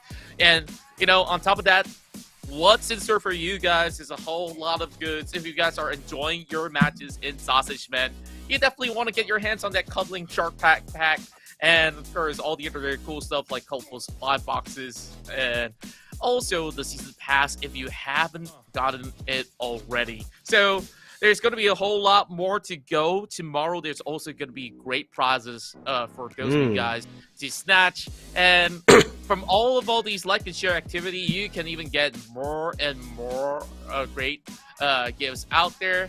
And of course, just to let you guys know, we're going to be having some upgrades of gifts for tomorrow. You don't want to miss the final day of the grand finals. I'm not going to tell you what's in store for us just about yet. Dang it, Contra. Because these guys on the chat, you guys just got to tune in and make sure you guys come over on all of our social media platform where we're streaming Sausage Man Southeast Asia Championship and all of our platforms, YouTube, Facebook, as well as Twitch. So make sure you just don't miss any sort of action. And, well, we already have 2 runs of fun and excitement coming in from our top 16 team of MYSG. And we still got 4 more to go. And later on, it's going to be pretty much a halftime after round 3. So teams that may not have gotten themselves all too much of a charge. I guess that they just got to give all they got right now before they get themselves a dinner, and then after that, they'll probably be coming in with their full energy to take on the rest of the sausage band that's going to be in the field. So currently heading into our third round of the day, we'll be moving back into the battle island, so we will expect more of all these teams to at least strategize a little bit more. Now, they have already firsthand experienced how it's like to face off the teams from the opposing group that they have not met before, so they need to establish a little bit more of a control on some of the arrangements that they have to make in order to survive longer if they did not manage to pull through for the past 2 rounds. As for Evo's Esports as well, Suhas Esports, I think they're on a roll, and all they have to do is to keep it up throughout the span of these 2 days. So this day 2 definitely looking to be pretty tough for the teams out there who's been able to play many of these rounds through the qualifying stages. As for the invited team, they definitely breezed through the group stages from yesterday, and so far they definitely looking like they are the top dogs of the tournament.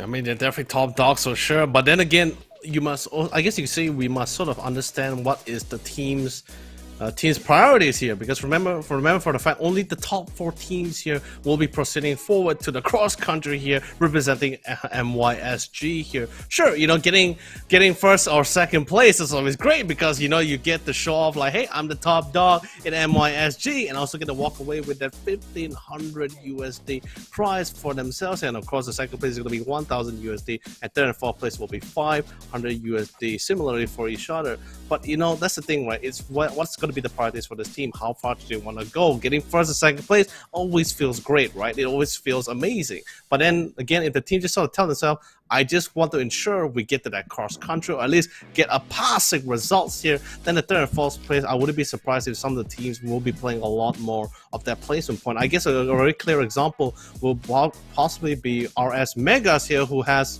not been racking up a lot of frag kills though, or maybe because of the fact that they get picked off first by Suhas or Evos here, but most of the time we've been seeing the fact that they were prioritizing a lot more of that defensive plays and just focusing on getting to that very last position. That's allowed them to elevate to that third ranking in that leaderboard. That's right, and you know what? Speaking of ranking points out there, it's time for them to chase the scores right here at the Sausage Man C Championship MYSG Grand Finals. Now, as we approach the Battle Island, we're flying in from the southwest all the way up to the northern side of Sanctuary. So many of these areas all the way to the far western end is going to be off limits for now, but they can definitely choose to rotate in. Either they glide the furthest distance and secure vehicles they want to get to Castle, No Fly Zone, Royal Bin, or anywhere beyond that. But we last saw the party zone moving into the Forest Park, so that was definitely a good brawl that we had between all our top 16 teams here in the Grand Finals. So maybe there's not going to be too much of an adjustment. It's kind of like the other way around for this flight, but with a very different approach for most other teams out there. But I see a huge flock of sausages are basically moving into Ancient Monument, Small Dock Circus, as well as Tree Kingdoms Academy. Overall, we took over Tree Kingdoms for now, and they managed to, of course, get some big win inside of that city early on, though they were invaded by a mecha. So we definitely have to keep our eyes peeled out for some of all these teams who are currently sharing the same compound, especially down onto Arsenal. You're looking at Kuda as well as a few more other teams that's going to be around the sector. Opix got the shotgun of his own, so he might look for an upgrade. Found that DP. And Evos will have to challenge Quarter for the dominance of Naughty City. And I guess that this is going to be a little bit of a trial and error for the side of Quarter, who aren't newcomers to close quarter combat. And we last saw Quarter to be able to flush away teams from the city. But Evos they like themselves a challenge. They definitely do, and the thing is just like, and I guess it's like what we were mentioning earlier, that experience does come in hand, does play a hand in this game as well. That just allowed the fact that Evos and Suas, they don't mind dropping in an area with another team, because for the fact that they not only do they have the confidence, but they also have the firepower to really back it up. So they don't mind contesting with the same area with another team compared to the rest of the squad that we see. Especially although yes, the flight path wasn't really ideal for most of the teams here, but you already sort of could tell for the fact that the teams like, all right, there's going to be a squad landing at this area at Tree Kingdom Academy. Someone's going to land on this area. I want to try to keep myself away from another team here. Just want to get a nice comfortability and also have a nice comfort thought of the fact that I'm not going to be engaged upon when I'm trying to loot around or try to secure this compound for myself and for my team members here. So I guess in this way, Team Quarter, Eva, Suhas, if I notice, especially if I believe I saw Triple B was sort of flying alongside with Team Kuda here. Not sure whether they did land on the same spot, but that's just to show the fact that these teams are still totally fine going head to head with each other, especially with areas like this at Naughty City, where it's sort of big enough to really accommodate two teams at the same time. Yeah, and I guess most often than not, teams might be a little bit unhappy that they have loots being scattered. Now, Sean, what? Getting shot already. Egix got to line it up perfectly, but then again, it's a moving target that he's shooting at.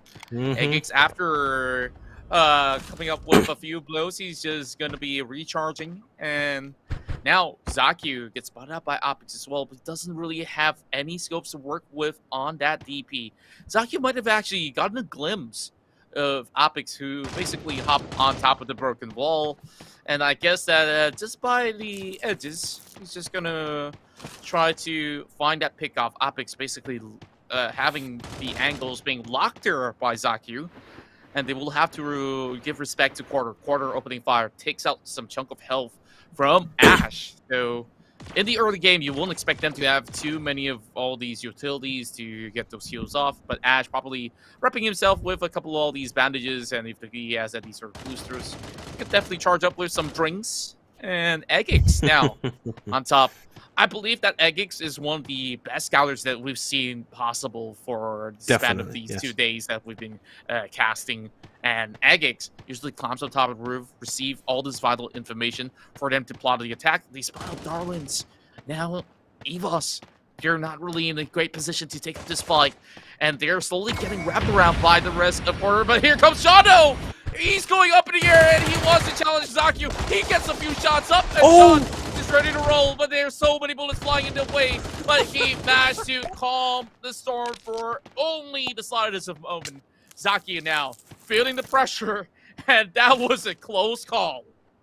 Oh, maybe a little bit too close for comfort, but with the brazen play that Sean actually made, he did sort of reveal majority of Team Quarters members' position at the same time. Yeah, so let's sort of give her a little bit of reassurance. Let's go to a couple of spray. Ash gets a couple of attacks, but looks like Darwin gets sniped away from the AMG, coming from the hands here of Eggy here, as he gets a nice vantage, or I guess you could say sniping position to start picking them off. Defensive smoke, wormhole, grenade has been sort of preset, but Shadow dives into the building. Actually, he's on top of the building, and he's trying to fight on the other side. Zaku finds one, knocks him down. Sean's out for that count here. There's still one more member. Actually, no, make that two here for the side of Evo to try to take this fight head on.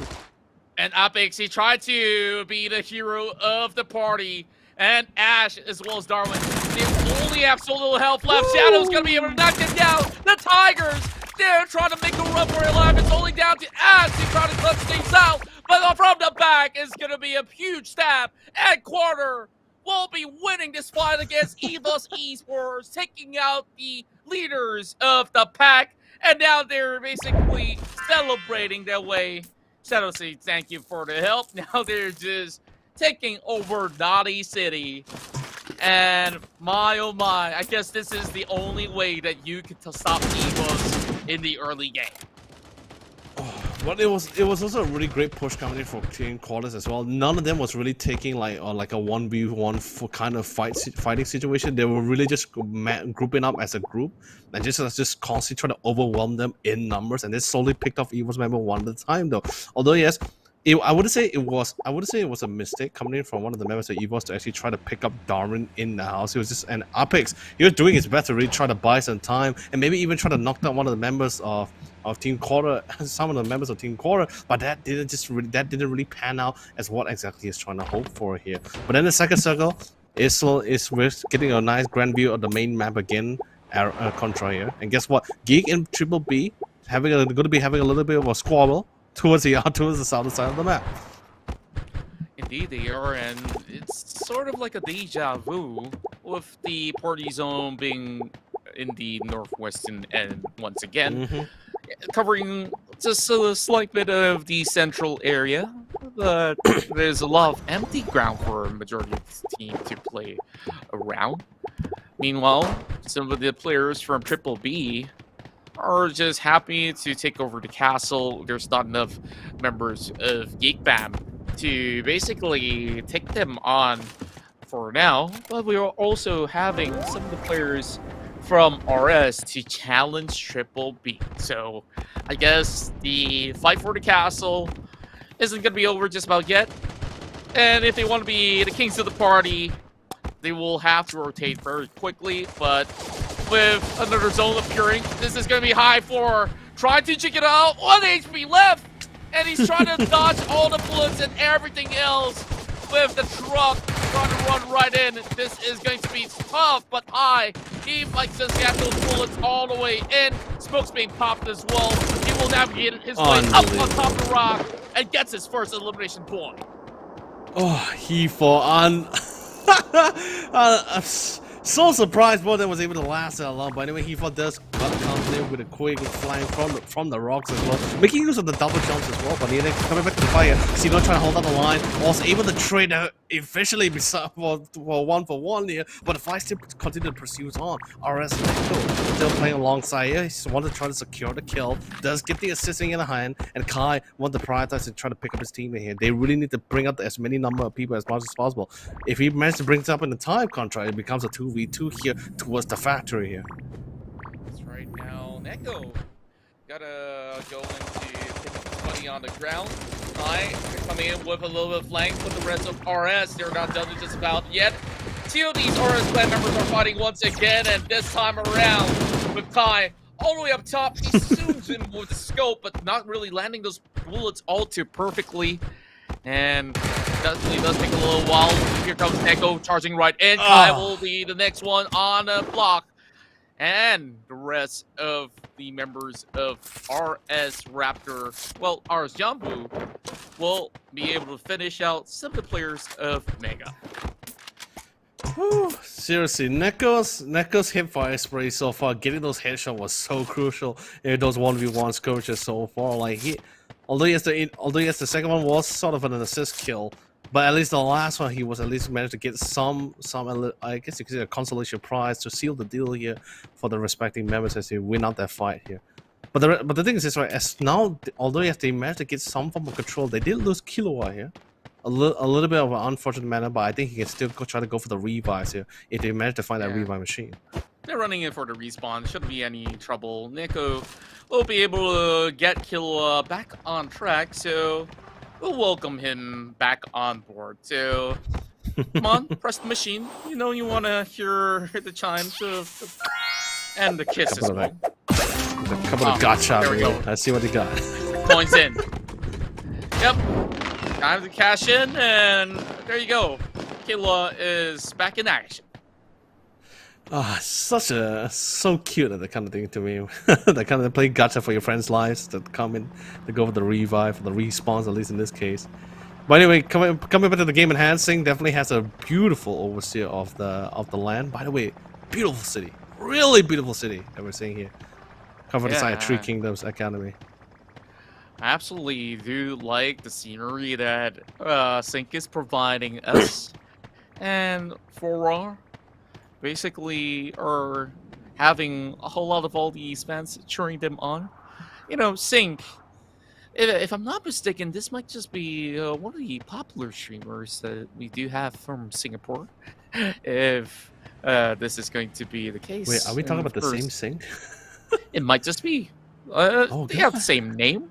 So I'm honestly not too certain, but hey, I can only imagine. But honestly, if it's the same person, man, I can tell you this. I'm so excited. But anyway, the mystery item has finally spawned, has appeared for on the challenge map. Certainly, one is relatively too far for some of the teams, but then Suhas and I believe Kolek's team here slowly in pursuit for the mystery item. But did manage to spot out the sheer numbers of Suhas. Instantly rotates back though. But they do. They're outside the party zone. Distance. Oh, yeah, and this is going to be pretty tough for them. Now they see a couple of these trucks moving across. Zero getting zoomed in by SM. But this might just be tough for them now that they kind of warned Suhas and Orez. Knows better to basically turn the other way around. Looking for alternatives to cut across that bridge, and they should be good to go. Move in, Isagi and the rest of the squad, Team RS, is definitely keeping a distance here. Trying to scout things out. Looks like Geek on the other side was able to secure the second mystery item. That's going to be the Silly Dragon. Ooh, Silly Dragon. So, you see, that's an interesting thing to me, right? Like, of all the mystery items that we've seen in this game here, Contra, like, by far, which one is the one you feel is your favorite here? Or at least the most important in this game? Well, I think every one of all these items that you can get out of that pack is going to be great, regardless. So, usually I just take whatever's in there. I don't really have, like, preference. I love trying out different alternatives. So, of course, there is a lot of all these teams currently as we look into the minimap that are located across the Tree Kingdom Academy, trying to race right in for Forest Park because everybody's on wheels, and it definitely is a tough region to play about. And the last that we saw, many of these teams were basically taking a lot of all these vantage point up the hill, and that's what RS Crap and the team will look to do. Quarter having Shadow driving in, they might be meeting up with Clutch eventually, and Clutch Empire may not have the best of game in round 2, but back in round 1, they managed to at least get great points out there. Now, many teams don't really have to worry about E-Boss. Same goes to Suhas here, who are currently on trades, as we have iShed basically giving a little bit of a shot back to Forward. So there's some action going down inside of Tree Kingdoms. Still, Team Cordes is sort of hovering alongside RS Megas here. Has it spawned anything out? I think they spawned at least one of the members here, but they're not too sure about this. Gonna be crashing into the side. It's gonna be really quick, really swift as well. Instantly gets to the top of the roof here. 2 members as well, as they want to get some vantage point. I want to see if they can force them out. Let's try to pick through the window to sort of reassure them for the fact that there are actually someone here. Did spot a Sakupo, but one of the team was able to charge into the house, find Zimpo, sprays him down to the ground, showing him absolutely no mercy. Even as a little baby, this man can still be quite a threat later on. So get it the kill, get it the utilities, get it the free resources for themselves, for the team here. And now there's one man short here, but it's definitely not the end of the world though. As Jackpo was able to gun down Shadow, and even Zakio at the same time. Iggy, the hero of the team, literally the team player, the team leader, to try to save the side, to pick up the respective member. But Jackpo going to be swinging alongside of the house. Doesn't spot anyone as they are actually inside. And Sakapo tries to go in for a big wraparound, but he's still on the open grounds. Quarter managing to trade right back, but Eggex and the rest of Quarter, they're deleted. And all of a sudden, it's KO Po who have managed to clutch it all out. Now he's just gonna, okay, cutely carry Jackpo back inside the building. You could carry it. Yep, that's one of the first that we are looking at. And as a pro player, definitely showing us how it's done, of course. Now, the rest of FS rotating by Santa, getting a little bit more shots, and it's them that goes down. Quick trigger finger coming outside of FS, and now they're charging in, knowing that one of these cocktail sausages are in the building. They just have to deal with theater wieners, while Santesh, he's got to deal with the smokes. He's not going to have any sort of vision inside of that small compound, so that's going to buy a little bit more time for the side of Team Santai to try to go in for some resurrection, but it's Bates who gets another refrag going on. A 1-for-1 trade, but it's Santai there, who needs to at least get a little bit of an arrow to heal up. Should be picked up in no time, but oh my word! Where did that egg come from? That explosive blow really came in handy to really get the instant drop on one of the members as well. Really great picked up by enemy team. Mal 4.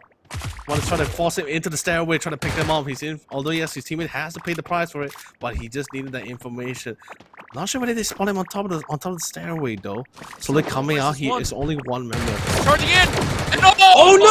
Word, instead, Santai, he got taken out instead, and I guess he bit too much more than he could chew. Dekmod, He really did. he was hoping to at least get all his members up on his feet, but basically, all these mini sausages were cleared out. But Dekmod, he's just going to be picking up some of all of these remains of the full members of FS. Now, all he has to do is to go in to get the respawn off, and they still have a chance. But do they have the time or not?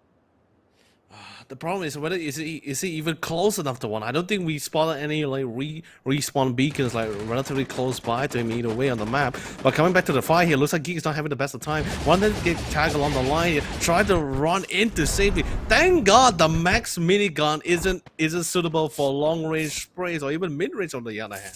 The gun has really low accuracy, that's why CQC is literally the best way to go for the Mac here. So, thankfully, Neko was not able to catch him in time. Geek was able to reset himself, get the full heal, and get back into the fight here. Team RS, although despite was able to revive Killua, they don't really want to try to lose any more members here. Especially since there's no respawn area for them for the side here. Decent amount of damage, but here comes Malo with the Silly Dragon. Oh boy, they have the mecha as well. I guess it's going to be the Battle of the Titans coming into the area of play. By the containers, Geek Fam is just hoping to juke them all out, but dealing with mecha is definitely no easy task. Finax tries to bring the pain, and now getting the attention of the mecha instead. Just gonna go ring around the Rosie and jetpack his way all the way in the air. Oh no! Tries to go in for the deletion, and that's an easy pick off. Just to provide cover for the side of Zati. Now, Neko going on foot instead. Release the mecha for now. Meloax on top. Just going to break that mecha instead, but there is no time for them to move about. They do have the dragon to utilize if they want to. RS, they have a few members down, but not out for the moment. Neko tries to hold on. The rest of RS, they have another member being picked up. Index goes out in the open, and it's a little bit of a miscoordination coming in from Geek Back. Although yes, Mello is trying to buy some time, managed to get back to the Cedar Giants. Here comes comes Mello. in for the close quarter final. Fireball does comes in. He can try to put it out if he wants to, but no! He finds another person in this constant pursuit. Neko play ring around the Rosie. He knows there's an 8-second attack time interval for the Silly Dragon, so he's trying to buy enough time here. As long as he jukes the fireballs, then he should be fine and can keep this fight head on. Mello has no choice but to take this fight head on the 1v1. Picks up the Gatling gun. He knows it's a CQC, and Neko has nowhere to run. He sprays, he prays, but the shots are not landing, and Neko it will do it as he gets the revenge kill. 3 points for the team. What an outplay by Nico! It was only all alone inside of the container and battling against a Gatling gun. He's not supposed to be alive. My goodness. Nico. And that's RS Jambu for you. Wow. That's all I'm gonna say. Wow. Yeah, there's what can you really say about that? Really, you can. And the crazy part about it was that Neko wasn't really spraying or praying. He was just tapping it, and those shots started landing, and it really pressured dear friend Mello, who got relatively down low. But either way, what a fight that we're seeing from the other side. But what about this one, though, between the two respective RS squads here? Who's going to be able to take the win here? I guess they're kind of holding back, and they know that after getting that knock, it's like, yeah, it's not going to be easy to take this one down. Crap, now getting shot. Now, remember this, Sham basically is a clutch sausage god of his own, where you don't really want to go in storming that building if you're going against his team. But the RS clan, they're not backing down. They're just gonna slowly tap some of their HP bars off, and Jibbat, he might look to trade right back. He's got an M16, and once he gets the angles right, he should be able to actually get the heads off. Jawa on the top. It seems like we've seen this action before. The last time was basically Jibbat as well as Jawa going for those trade. And these are some of the long-range duels that they are happy to at least engage in for the moment. SM wants to reposition so that they can basically go with a wraparound, knowing that they're inside of the building. Still going to be slowly rotating and falling back. Not going to take that risk head on, especially since the TRS Krabs and his respective members do have the defensive and the corners sort of angled out for themselves here. Team RS, they would have been charging right out in the open in their respective vehicles, and they're not willing to take that risk though. However, the circle floor has already been preset here. RS still has no choice but to get out of it and rotate back here. 4R on the other hand. Whew, well, I wonder what happened here. Flaming vehicles and everything else. I guess they blew somebody up. That's the only way that you want to, of course, secure those points. 4 frags for 4R. I guess it definitely does. Ron. Quachi is just holding on to the Jeep for now. Now, riding on the Shark. Yell. That is so adorable. Going up the hill, and they're just a few meters away from where they need to be. But they're ensuring that some of these areas are pretty much open for the taking.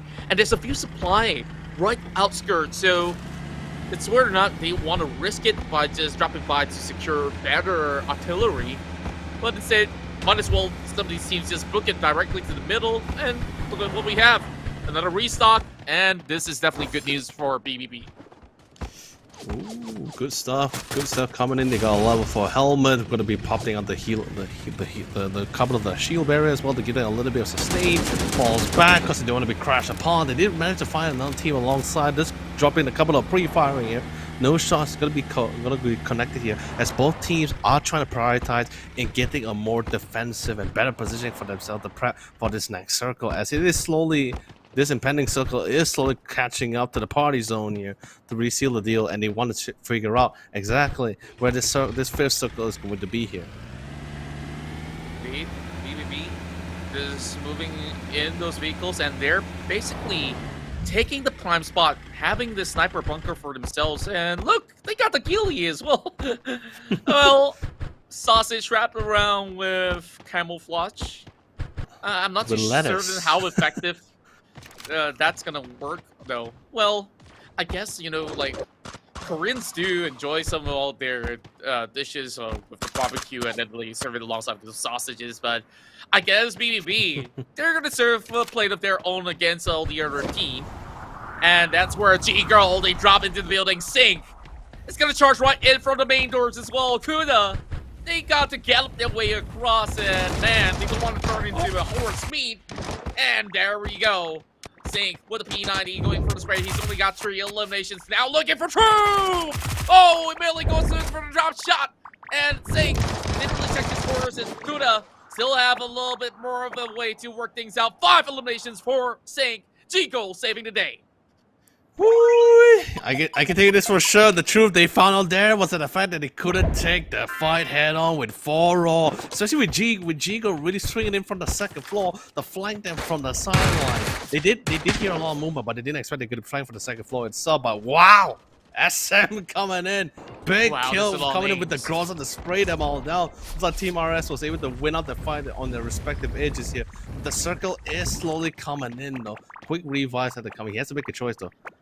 Go pick up Jawa first. There is time, so it shouldn't be too much of a problem for the side of RS to get those revives going on. Jawa and then heading over for Isagi. So they just got to quickly heal up. Todak still having a member looking around the corners as well. So they will have to play it safely against the teams that have more members to work around with. So the sausage party will only field 7 more teams heading into the late stage of the game. And Circle 5 definitely gonna bring in the pain if they were to be outside of the party zone. Just take a look at that. Okay. To me, this is more like a distraction if you're gonna be inside of a building. because you won't have all too much of these grasses anyways. So if they were on the outskirts, yeah, sure. Jolek, though, trying to buy a little bit more time.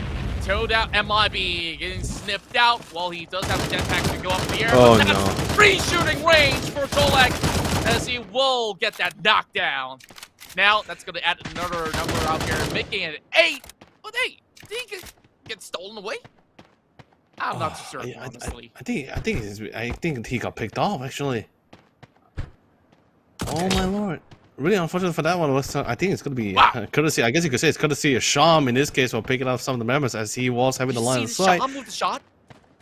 Yeah. M24 straight to Isagi, who just got revived, and he continues on. He tries to take down Jawa, and that's a chip of health being sniped off. Sham still going in. Literally one of the sharpest shooters we've ever seen in the field. But the problem is, none of these teams are inside of the upcoming party zone. So there's only one number on some of these names, and VIP Killua has gotten 8. One man, one sausage army. And Fournette is also trolling from behind. BBB, they got a lot of work to do. Ooh, what's that? Same goes to Team RS here for the rest of the side here, but looks like a quick crash into the side. Oh no! The RPG comes in through as he picks up 2 members at the same time. They end up dropping down Coral, but he's still 25 with this. Still, the fight continues to pursue. O'Neal trying to pick him off on the long side here with the futuristic weapon, but quickly switches out to the AKM as he's a lot more comfortable with that rifle in hand. Trying to go swapping back and forth. Brings out the AMPG here to see if he can snipe another person for the long distance. Both Quasi and Coral was literally knocked out at the same time. But Evie comes in for the quick pickup here. And I don't think Quasi is going to be having another say in his next fight, as he's a little bit too out-zoned out by the rest of the team. They're all stuck here, and they got him book it into the next phase. And that's for Arnett. Still inside the building, and 4R could still hold on only for the slightest bit. Evie may not have actually gotten full info, but they're just going to storm right in, checking every single corner.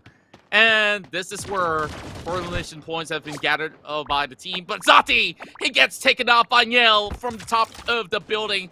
And my, oh my, he's just got those bullets running wild. And here comes Killua looking at the ghillie suit. But he's just gonna roll over and just get himself into the next party zone. But Evie just band marking onto VIP Killua for the time being. And they don't really have all these vehicles to work with. Killua is gonna be shot down. And that is going to be Camper to seize that point. Evie constantly doing backflips like literally straight up of a Chinese action movie here. Constantly going back and forth, spots a high 4, does go for a couple of spray down. No connection though, but he is playing around with the edges. He is giving a decent amount of information for his team, but looks like the zone is slowly pushing them as much as possible. They really want to try to get into the party zone as much as possible, but then again, Contra, check it out. There's not much coverage. It's literally flat out in the opening here for the squad. Evie, can she survive though? Oh boy, it's SM flying up in the air, sniping one now outside of the river, and this is where it gets a little bit tougher. Only 3 teams remain, and Evie dropping outside of the zone. It's only down to Carl as well as Camper from outside of BBB. Camper having that vehicle being crushed up, he will use the AUG to at least get some of all these actions done. SM now being spotted up. Oh my word! He gets taken out by SM as he rolls right in. It's only down to Carl on the other corner, and they're marching through. RS, they might be able to actually close off the game. RS Raptor just having the most members across, and this is where they secure the elimination point and celebrate as the kings of the party for round 3. Oh, unbelievable! It's really cool stuff coming in. And what's even crazy to me for the fact that he kept utilizing, like as I kept utilizing the wormhole grenade, and constantly just kept them in check. He's constantly elevating himself, giving information, trying to pick them up at the same time. Although yes, initially he wasn't able to pick up from when he was flying in the sky against the Triple B, but he was still able to pick up a pretty cool kill on I believe it was Kwasi on the other side. No, it was not Kwasi. I think Fauna. I'm not sure who it was who was swimming in the ocean just now, but he had a nice drifting, gliding down pick-off kill for his hand here. I think that was pretty cool coming in from dear SM here from the side here. Indeed, of course, we're going to be checking out some of these scores later on, but now we're going to be taking a little bit of breathing space as you guys will be able to check out all the highlights of our action in Battle Island.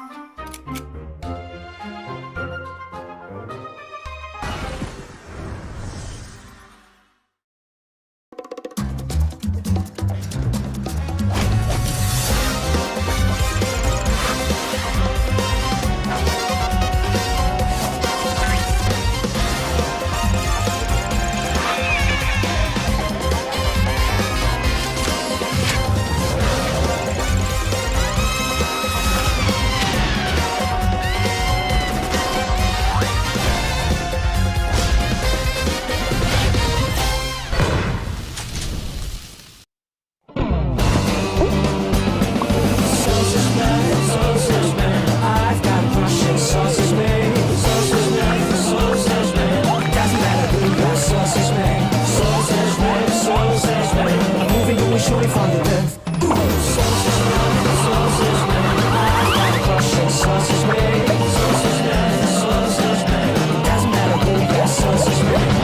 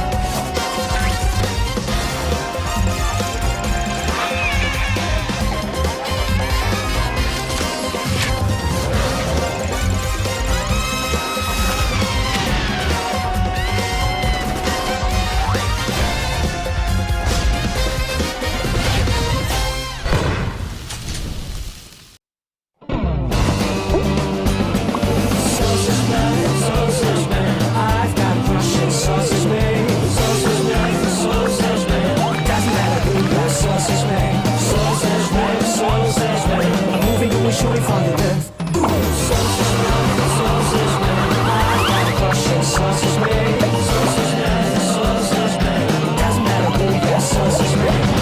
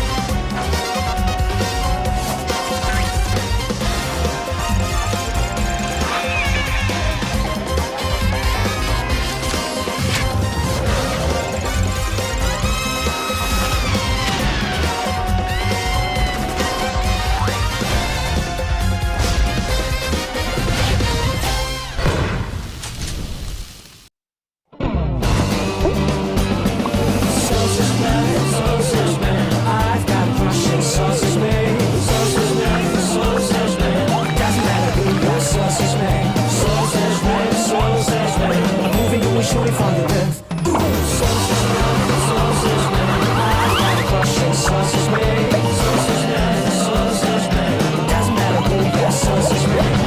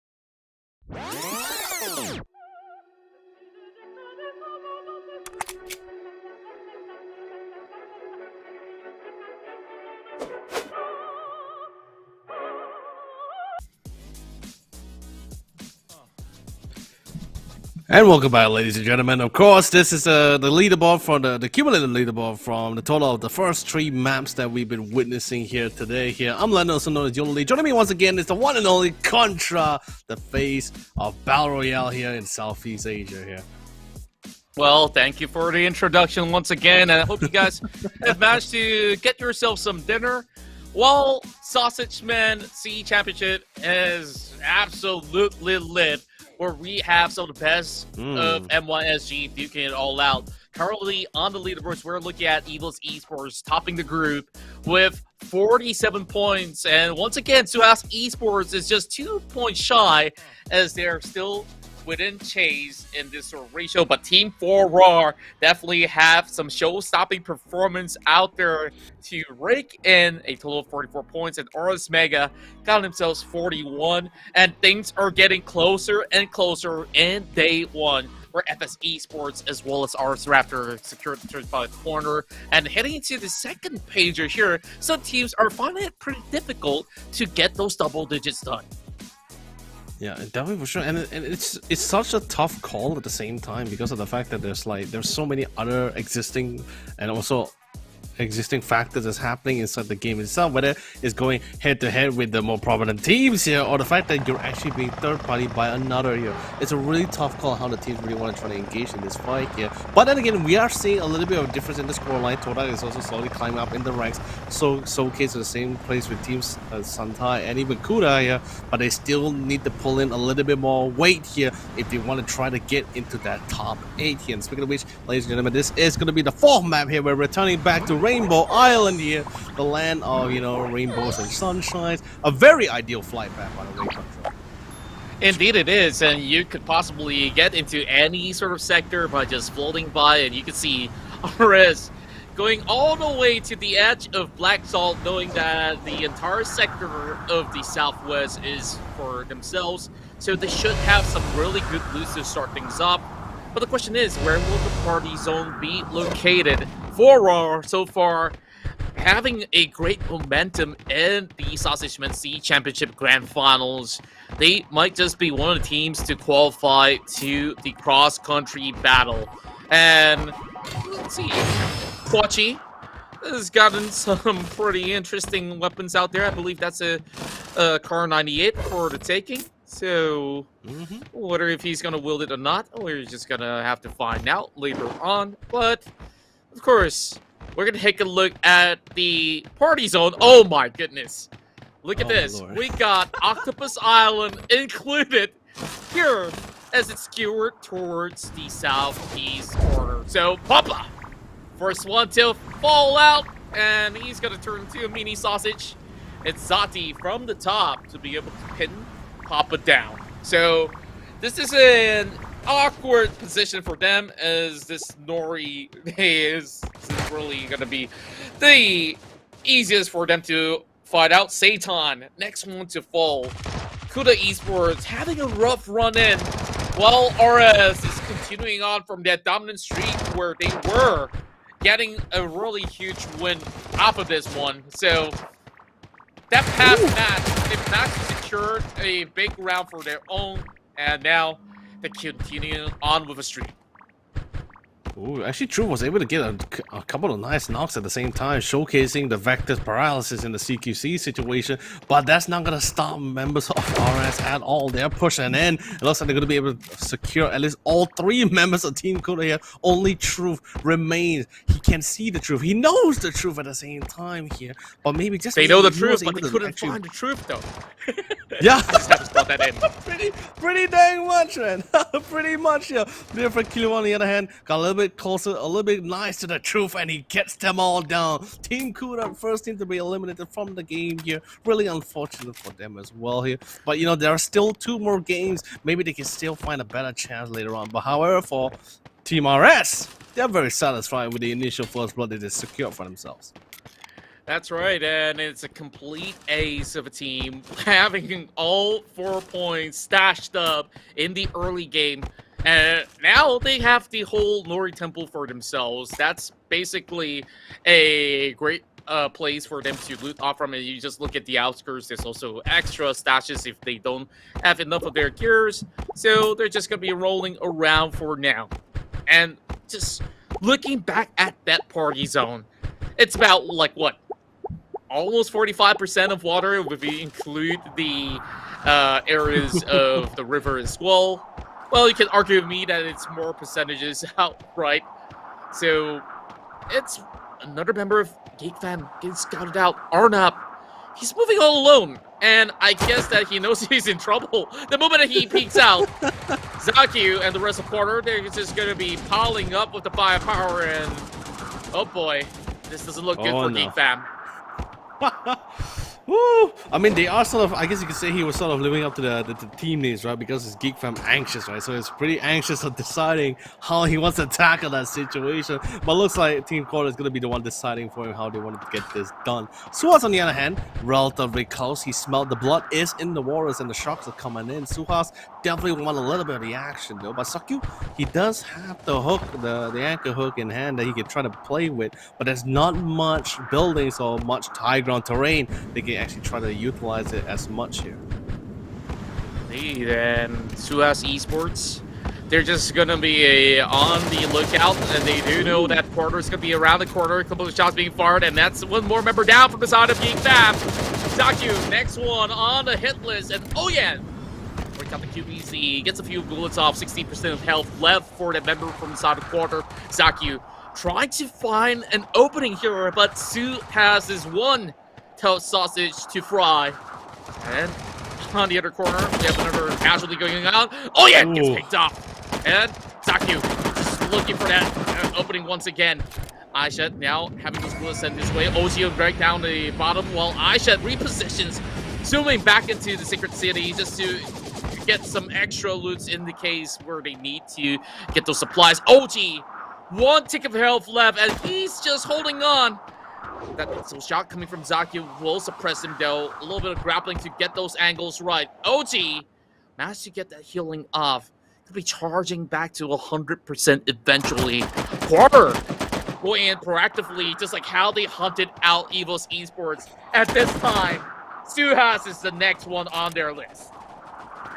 OG also not having a fun time at all. Ice on the other hand is trying to reposition himself to try to give him some covering fire here, suppressing fire to try to give him a little bit more space here. But that's going to be stopping him. OG taking a little bit, going to be playing a little bit more safe. Gets back into the compound though. Although yes, it's sort of, I guess you could say, cement his fate for the fact that there's nowhere else he can actually run. So he's just going to try to lock himself down and take this fight head on to the CQC, or maybe try to take a risky run out in the open into the other necessary bigger compound. Or the fact that he doesn't get picked up. Oh, he gets tagged, but he still survives the fight for another round. But does he have enough match to sustain him though? Does have one, gets him back up in shape. Not as healthy as he hopes for, but at least it increases his survivability a little bit more. Zaku is definitely hot on his trail. Don't forget that he has a grappling hook as well to really try to catch it up or get to those high grounds if he wants to. But we will just have to see how this fight continues to turn out here. Yeah, now he deploys all the way up in the air. Zaku is going in for the chase. He's hunting out OG. Now he gets a little bit of glimpse. Just getting up close and personal. But instead, no way! Oh my! Caught in a happenstance, and the rest of Quarter moving up in the air should be able to get Zaku back on his feet, though. On those sausage legs, of course, and Aisha as well as OG. They're on the far retreat. There's no way to approach this. Now, the mainstays of Secret City awkwardly has to back off. Now going down below the bridges, and they're going into the boot camp terrain as well. So, Quarter, they're happy to take over this spot. Like, it doesn't really matter because like they've already gotten 4 elimination points of their own.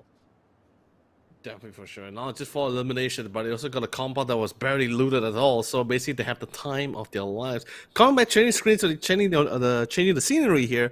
We have Geek Fam anxious. We have Vin, literally surrounded from all sides by 4 Raw. Not sure whether they spot him there, but Singh is checking the respective corners though. Does fall out? Oh no! He actually hops over Vin. Vin hasn't been spotted out by Singh just yet, and he doesn't even move. Vin is just chilling. got the P90 on hand. He's really I stuck don't in the rock know. and a hard place for sure, Contra. Indeed. And guess what? The party zone's not helping either ways. So, for our, yeah, they could basically go on the hunt, but they were curious. Where is this last guy? And look at that go. We got another bombardment going on, so I don't know if Vin's gonna move any muscle at all. And look who's there. Santai's gonna be across the corner. Foror, they're okay with this. But they do have a dragon. And, well, oh well, I don't know if there's gonna be any sort of dragon's breath breathing down on the heads of these sausages of Foror. Well, Team Santai, although thankfully for the Silly Dragon, they managed not only get the necessary information, but they're also going to be able to get out of it. Jimboy! Ooh, finally, it's been like literally, it's love. I believe this is the first time we're going to be seeing Toda, Team Toda was able to obtain for themselves a mystery island there for the mech. But the rest of the team, for all, looks like they decided, like, you know what, let's not take too much, let's not waste too much time trying to seek out this one guy, which we couldn't find for some reason. Let's just quickly get into the zone, get a better position as well. Yeah, well, Japan gets a pick onto Killua. I guess it's lucky days for Vin, but he may need to look for a respawn area and go back to some of the fallen sausages of his own team to redeploy them with a respawn. So Sean is gonna have to get him back on his feet. Saki! What? Oh, it instantly gets deleted! Sean! With a quick peek! And there's no pushes coming in from the side of RS. So this looks to be doom and gloom for now, but no. he lost. They still have more to work on. Well, Sean will not have his member to survive for the moment, but hey, the respawn's pretty close by. Sean threw on to force the issue here. They managed to secure that first elimination point. P90's in hand. Now going in through the smoke, not really getting anything done. And they're nowhere close, and now Sean goes up in the air at a massive spot where Tolik is, and he takes over the ball. My God! No way! He scores with a huge comeback, and Sean being the MVP of that fight. Unbelievable, really unbelievable. Making full use of the utilities and also the backline. Although yes, a little luck does come a little long way, but they managed to take the win of that fight. And of course, with the respawn machine, they're going to be able to pick up a team in time. On the other hand, the fight continues to pursue on. Looks like Danny gets picked up on the long side. Zarif very satisfied with this, but it's going to be a lot more satisfied if he gets that headshot on Dolly. Dolly gets a couple of attacks, no headshot connection, unfortunately, but nice catch and nice read on the fact that someone dropped on the roof. Instantly gets into the house, so it doesn't get flying from the high ground. He is still checking out, playing around with the corner, making full use of this third-person shooter. And oh, he dropped exactly behind Zarif, but he still survives. Eventually, Zarif tried to buy enough time by Sally, and unfortunately, with the Vector in hand, he is still going to be able to get the kill anyway. Knocks him out. Still one more member to total out to play in the game. Two members are knocked down. He is trying to go for the revive on MIB here, but the noises and the blood has been spilled. And the rest of the member, Dolly and Danny, who had a little bit of a tough time, especially Danny got knocked down, got picked up, and now the rest of the squad is coming in, especially Killer was able to jump all the way to the back line with the warp hole and a couple of gliding maneuvering. He's going to be able to try to sneak in on a kill here on Nazmi and MIB. Dolly finds the UFO, trying to bait a little bit of a mobility to see how well they can fare against this 2v4. As they're on top of the roof, Nasmi has to hold his own. Got to check all these sort of entries. Dolly gonna be moving in as well. Smoke's being popped. P90 in hand. Daddy just trying to look for that opening. He couldn't really see it all together as he tries to rotate all across. And there goes Todak though, getting fried and grilled up, well, on the platter. And RS this time getting more than they expected. And, you know, it started off with a very interesting run-in, right? Like, yeah. Dino basically had them numbered, and I was surprised, you know. Like, Todak, they might not have heard some of these movements. Now, a couple of all these charge cannons shot through the window. RS isn't exactly done just about yet. I guess that they will have to hold on to the corners of Jamtown for the moment. AI, all alone in the building, and oh boy, that's a huge frag being dropped in, and his health bar is pretty much melting. Okay. And thank goodness he wasn't cooked up just about yet. But Abu is on the floor already. Clutch Empire, kill pole.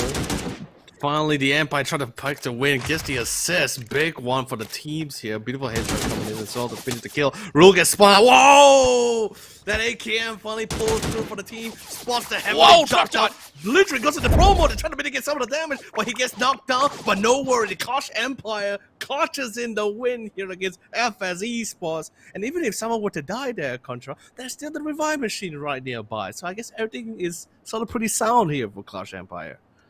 YOLO Lee, did you just take a notice that it's only about 14 minutes in the game and we've already lost so many teams already? Only 32 substances remain. And teams that are inside of the party zone, they're getting a little bit more impatient as compared to the past two games and finally having a little bit of surge of confidence to basically go in for those close quarter terrain fights. Now, a little bit of standstill coming in. Now, take a look at this. Vin managed to respawn all the other members, and it's all due to the fact that he lurked around, and 4R didn't manage to finish up the fight. It's round 2 between GeekFab and 4R.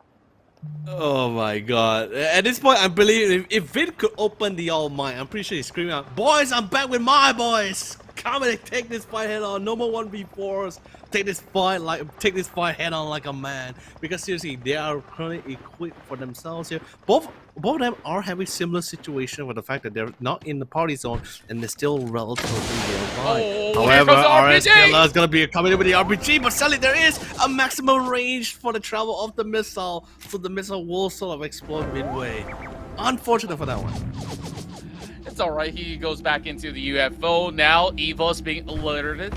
And I guess that this is one team that you don't want to startle, but they do have Sean being taken down. Danny now getting pinned inside of the smoke. Not too much going on. Oh my.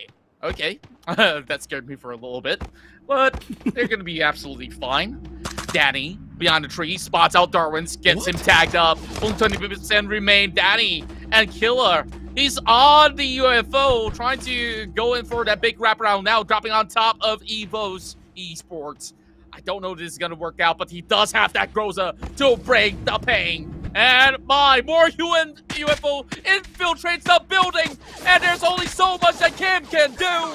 And RS will storm it out to back-to-back losses early on for Evo's Esports.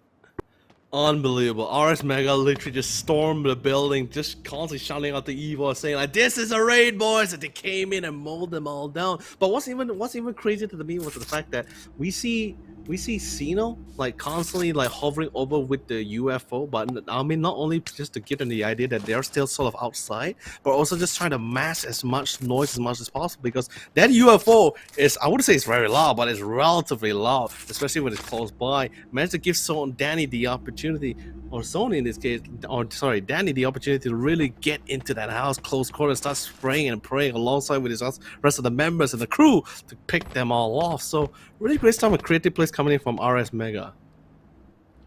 Yeah, and for the moment, some of these teams are just trying to find a way out of this. And thankfully, many of all the water terrain has already been eliminated. As RS, they got those UFOs to rotate. Now they're hunting out on Team Santai. They're just chilling by the beach. Can they just leave them alone? You look at Fakes. He's just... They want the level 4 helmet, man. They want the unicorn. Yeah, he's got that level 4 helmet, and he wants to be part of the banana tree. Okay, have you seen a video on TikTok? Salam dari Benjai? Yeah, I guess he's punching on it. He's training, he's working hard. He wants to get somebody taken off the map, and this is Dolly working for his 4th elimination point as he gets that knockout. And that's another one for the side of RS, and they're just using the UFO to just take everybody else down. But the play zone isn't honestly in anybody's favor, but it's definitely within reach for RS, where they have those UFO to basically quickly move about. Dab, on the other hand, from the side of Santai, is going to be all alone. There's no way that he could possibly go in to take MGT back up. And despite the edges, we're looking at Clutch Empire just holding on. I guess that this is just going to be their stronghold for now until FS infiltrates.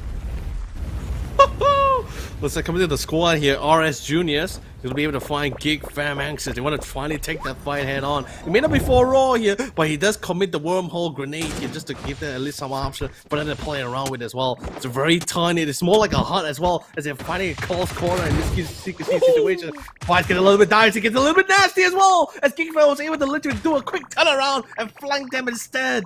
Then again, they did suffer multiple losses here, and RS Junior, they're not out of the game just yet, Contra. They're still in the fight here.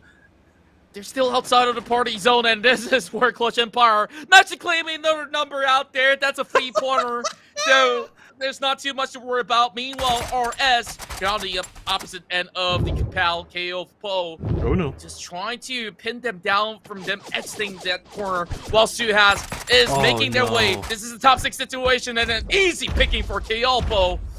And, well, oh well.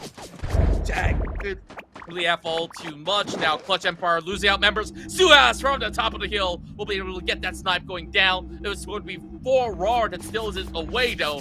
Still on that UFO, shots being fired, and they might have to leave the vicinity eventually. Not much cover, and somebody has to stop Suhas Esports, and this is where Killer, as well as the rest of RS, are moving right in. Quachi holding into the cannon, but it's hard to even snipe the UFO that's currently floating all the way above. And the worst part, even if they try, they would sort of reveal their location as well. Especially see how relatively small the circle is on the 6th circle as well. Although, yes, looks like they finally managed to down themselves down to the ground. I'm really surprised that despite how rough of a start that Suhas actually experienced earlier on, they're still in it to win it. Although yes, there's still 6 more teams still playing around the line here. But Suhas done a really phenomenal job to at least try to maintain some placement points for this round. Vin, on the other hand, although yes, they did lose one of the 2 initial of the members, but they still wanted the fight initially with the other side of RS Junior. But what a pickup on the head as well, coming in from 4 Raw. Looks like the round 2 fight between Geek Fam and 4 Raw has been decided, and looks like Singh is going to be the one to have the final say for it. And here goes for elimination points coming in from Killer as well, hiding behind a tree, and there's not too much time. And the outskirts are basically chunking down all these bars, and he needs to get right in very quickly, but he does have a little bit of that ET going on. Well, OG having some shots being fired by the side of 4 Raw. 4 Raw are looking to have their best games of their lives right now, as they have the upper hand on the high ground, but they don't really have the zone. He spots out some members of RS moving in. OG on the outskirts as well. Chet hiding behind a rock. Between these 4 teams, it's definitely hard to tell who's going to be able to take it. It's 2 versus 2 versus 2. Well, Killer goes in up in the air once again, trying to clutch it out, looking for Sink as well, and he's getting shot from the left flank. Well, he's dealing with Dolly. He will get the 5th elimination point. Now looking for Killer. If he gets this sorted out, he can basically take on the entirety of Suhas Esports. Got the RPG in hand, but no bullets to work with. He's got to bring out the M4. Gotta be really careful as well. 4 Raw is definitely trying to be. They're really in it to win it. They do have the high ground advantage, but sadly enough, the circle isn't really in their favor. They are forced to descend this hill here, and they need to take this fight head on. If they're able to at least pick off Suhas, or at least try to keep him in check, maybe even Singh will be able to get into the side calmly. But then again, there's still the existence of Killer, but Silent Killer will be picked up by OG here, courtesy of Suhas. Looks like 4 Raw only have to focus on the initial team, and that's straight ahead at the north side of his angle. But then again, the zone is forcing him out in the open with not much cover. There is the vehicle, but it takes too much time to really kickstart into speed here. So Sink has no choice here. Sink. He's trying to take down the zone. He's trying to buy it outside, but I don't think he's going to give it to himself here. Oh, that's too much for them, but Suhas Esports comes up on top. This time, not an explosive round for them, as they did suffer some casualty, but they still took out with a total of 4 elimination points. It's 4 Raw coming up with 12 points of elimination for their own on in 2nd place with 12 points added with the ranking points as well. And you look at RS, they were swerving, they were flying, everything being thrown up. just to secure this massive points by the end of that round as they got 13 of their own. It seemed like everybody else was on the lower end of the spectrum when it comes out to elimination points. Evos were also hunted out by all these members of RS, but they did get 4 points before the end of the round. Same goes to BBB. So it's still a little bit of chase going on, but Suhas Esports probably has overtaken Evos for the moment here in round 3. Well, we're in round 4 already, isn't it? Yeah, round 4. Oh my god. What a game, really. Seriously, there were so many things to talk about in this game itself here. But without further ado, with the full sketch of it, we're gonna be showing you guys a quick highlight, and of course, we'll be taking a quick break. So don't go away for too long. More right after this.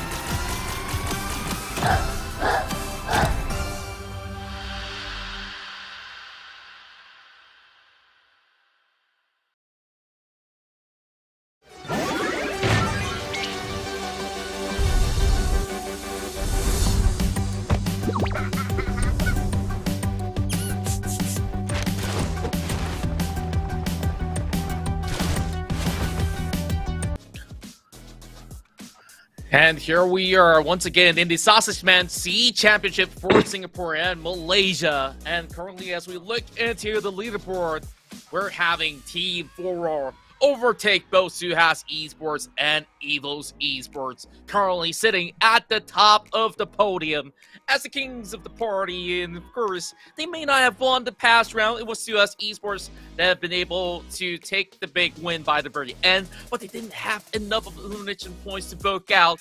So it's 4 points ahead of Suhas Esports for the time being, as Furor hopes to continue on with the streak. RS Mega coming out with a tie on second place with Suhas Esports, but of course they do have pretty much of the ranking points that's lacking in comparison. But Evos Esports now pushed to 4th. They will have to give chase. What do we have here on the second board, Yoli?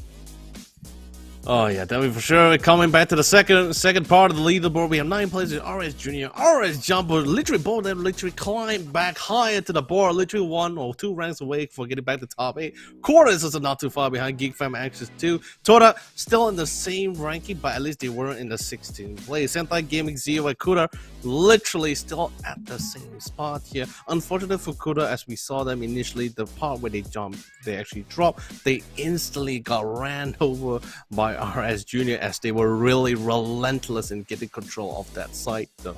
But seriously, like after like seeing all these crazy games, right? And it's not the end of this at all. We still have 2 more maps to go here, and that also means 2 more chances for you, amazing viewers, to stand a chance to win some classic and amazing prizes here before the end of today. Here, it's very simple. All you guys gotta do is like and share and even follow on our live stream video, which you could definitely find us on our Sausage Man pages here on Facebook, Twitch, and YouTube at the same time here. And also, of course, following up with that, comment down in the comment section below with the apostrophe there alongside with the notify with the hashtag as well, with hashtag Sausage Man Championship, and stand a chance to win all these fantastic goodies, which is all thanks to our amazing sponsor Razor Gold. That's right. Thank you so much, Razor Gold. And you know, you definitely have so many of all these great chances to claim your prize. And once you're having yourselves being in the list of the winners, technically all you have to do is just to contact Sausage Man's Facebook page and comment Sausage Man Championship Malaysia, Singapore, Malaysia. And remember this, claim your prize within 14 days from now, and there is a whole lot more exclusive Sausage Man items as well as Razor Gold to be given away throughout today as well as tomorrow. So you don't really have that much time going on, but of course you still have 2 more matches here to enjoy with us, as we're gonna go in with another good sausage fiesta happening here on match 5. So with that being said, we've already got 2 wins for Suhas Esports, and yet again, even with the King of the Party title being held twice by Suhas Esports, they're not having that full grasp, and this tells you that this is extremely competitive. Is so long as these players want it to be. It's just high quality action coming in from SGMY, and I believe that there's also other regions here playing their respective region in order to become the top 4 of their own respective nation. Now, SGMY definitely giving us a whole lot of great flavors, and you know, sausages, they come in all forms. You can serve with cheese, and some of them pretty much having pepper in it. So, YOLO Lee, I like myself some good sausages with some cheese, huh? I don't know about you, but it always basically whets my appetite. Oh man, sausages with cheese, or cheese sauce, or cheese embedded into sausages as well, which is basically cheese sausages as well, all seems great to us. Hot dogs, corn dogs. In the years of cuisines here, when it comes to sausages, there are so many that we have seen so far here. But of course, the most tastiest one is the one which is cooked right out of the oven, especially what Suhas did in that last game. Really, oven, huh? Although yes. But seriously, there was not much, you know, firepower actually coming out from Suhas except the initial or early stage of the game. But that quick adaptation, I think that's what's really cool about Suhas. Like what I really think that they really earned that win though, is that the fact that quick adaptation for the fact that we were lacking in men. we are not going to underestimate our opponent's firepower either way. Although yes, it does seem like a little bit of a passive play, but you can definitely tell Suaz know exactly when to intercept and when to back off, and that really allowed them to get that win. And honestly, I'm surprised they actually survived throughout the entire way, really. Yeah, and they were basically pincered by two teams. We last saw FS also doing a lot of launched attacks, and there's also other sort of squads that's also on top. But for Raw, this is a team that definitely searched their way through the competition today, and I kind of wish that we get to witness all the things that went down yesterday because they were playing in Group 2. And this is the reason why this team is to be feared. You know, like, other than EVOS as well as Suhas, I believe that they are a top 4 contender coming into this C Championship battle that's going to be happening real soon. So, of course, we got to wait and see up till the end of the day to see who's going to be holding on to the top of the hot dog table. So I wonder, you know, like, when it comes down to the C Championship battle for Sausage Man, how's it going to look like when you pit the best of every region to contend for some whopping prize pool out there?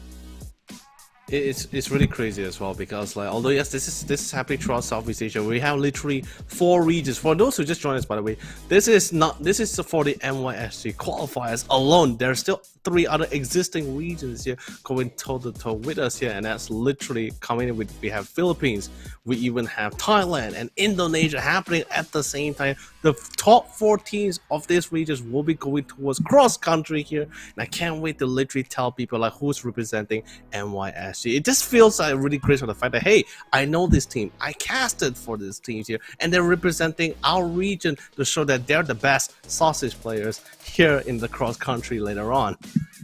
That's right, and you know, there's only going to be a whole lot of wieners all across the span of these days.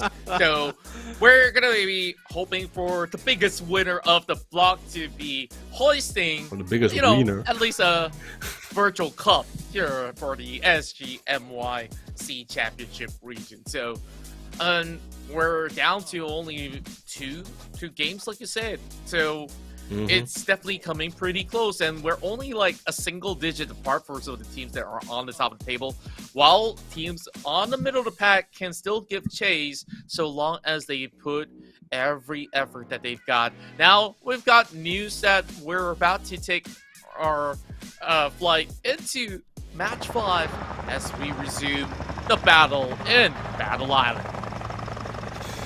The battle is getting hefty, and this time, although yes, it's not the most ideal flight path, but it's definitely a lot better from what the flight path we have been seeing so far here on Battle Island here for today. And of course, this is going to be the fifth round as well for today as well. So this is going to be the last Battle Island map that we're going to be seeing here.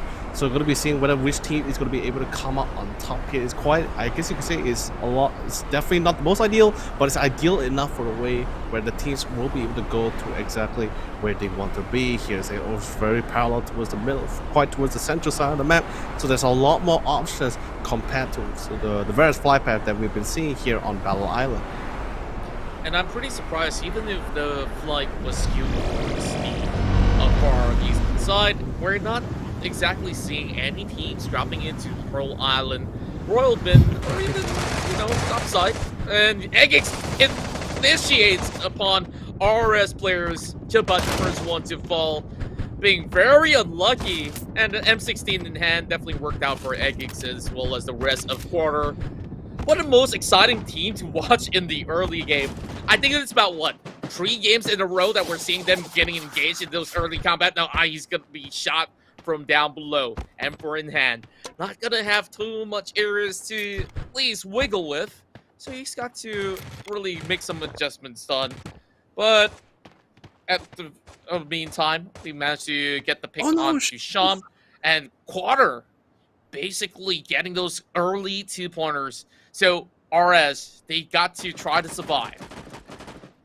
I guess you could say a little bit of karma does goes a long way because it was also the same situation where RS Junior engaged on Team Kuda in the last round here. Now they're having their backs against the wall, literally as well, as Eggy once again take the advantage points and try to flank for the alongside here. Both of them clashing head on, not getting the hit, but a beautiful headshot does finally connect from the spray from the Vector. That should be able to seal RS Junior's fate here at the circus here, where no clowning around will be happening here. For the side here, Yep. Team Quarter. That definitely was a little bit of a roller coaster ride to start things off. One of my favorite Indeed. places to drop is the circus, but it's honestly not the safest one. So, as we continue on with our pursuit of the kings of the party, we will zoom into Zeo Intelligent, who found themselves a squirrel on the ground. Oh, but I guess that he gotta be wary of his surroundings, though. Instead of having Happy Days looting up, because that's Suhas Esports, who have just won the past round. Oh, my. A little bit of a redness on this area of the map, as we are gonna see a little bit of frying going on if they stay outdoors. So, a couple of bandages will be able to put Ige back into his health. Well, actually, his name is Lee, but we can't really see that portion out. Special fonts. I tell you, players absolutely love these kind of stuff. So, as we have a couple of bombardments on the outdoors, nobody wants to be on the grill.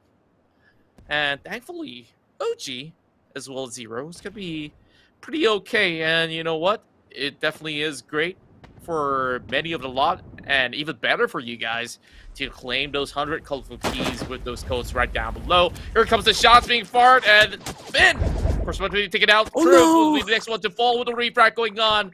Rolling in, and Arna tries to get indoors. Gonna be able to go and save Vin. And Vin was in charge of getting every member back alive back in the previous map itself when we were playing on Rainbow Island. Jid now coming in for a solo flank. I'm not too certain if this is a good move now. Shots being fired from the back as well. Now he's kind of stuck. I guess you could say he was really rolling into that kind of situation as well, biting a little bit more than he should. Arnav gets into the racks. He wants to take this fight head on. He's confident he has the Vector in hand. But Sally, oh, the headshot comes through for the side here for Jin. He wants to finish him off. He wants to get the consolation prize, that kill for the team before he gets picked off because he knows reinforcer is coming in. Ooh. Another headshot pulls through with the Vector. He's taking his fight in the CQC and he gets it again. Oh no, it was actually coming for the courtesy of Papa for the saves here. It looks like Gig Fam anxious. Literally were the one to have the table turn against them as Team Kuda pulls in the win with his fight as Jin goes with a 1v3. You know, I want to have a little bit of your time just to celebrate Kuda's win with a magnificent blowout. And well, that was 3 corners. Well secured and just flushed Geek Fam out of the way. And as they gallop through the warehouse, it definitely was a close call, but thank goodness Kuda called in the cavalry. And, well, it was no knight in shining armor, just sausages in horses. And they definitely have that horsepower to break out of that scuffle. Yeah, enough of horse jokes. Oh, but really, it was a real close situation for Jin as well. Like, despite, yes, reinforcer did came in time, but you gotta give credit for Jin really holding it out there. Really, those hit fire with the Vector really pulled through with those headshots. I can't believe it actually worked out for him. I thought he was gonna die. I thought he was gonna literally roll down in the fire, but no, that's not gonna happen for him. Not at all. And well. It's happy days for Kuda, and they will have a little bit of an open ground terrain to cover for the time being. Naughty City, this time not challenged by Quarter. And Quarter, they just love hot dropping other teams. Like, they basically raid every single city and also walk away with elimination points. So far, have impressed me the most. Meanwhile, Suhas, they're having a little bit of a brawl although they do have the party zone on top of their head, they shouldn't take too much time on that corner of the map. Castle has been fully looted by the side of Triple B, while the rest of Empire are on the far east side. So there's not going to be any challenge going up ahead. Team Santai, though, they're just waiting at the park. All over on South Bridge, that's where there's going to be some challenges coming later on. Still Suaz 0, still buying their time, enjoying their little bit of a downtime here, especially from the last round. But looks like Team Zero getting a little bit impatient here. Does pick up for the window, gets tagged instead. Thankfully, no knocks on the other hand. But on the other side, a couple of beautiful hits coming in as OG finally falls down to the ground. Big pickoff coming in from Zane. Oyen on the way for the reinforcer, but Zane drops down for the building. He sees Oyen on the path. He tried to flank him from the back line, and sadly, he gets flanked instead. Beautiful call coming in from Aished as well, as he was still keeping his eye on the backs of Oyen here. That's going to be a nice free picking here for that stalemate brawl that we were actually seeing here on the side here between Zio and Suhas. Yeah, and initially they start off with the charge cannon to start this fight off. Now one gets picked off while he's a mini sausage that's pretty far away from the team. And you look at Iman, he's only got shotgun as well as the AK to work with.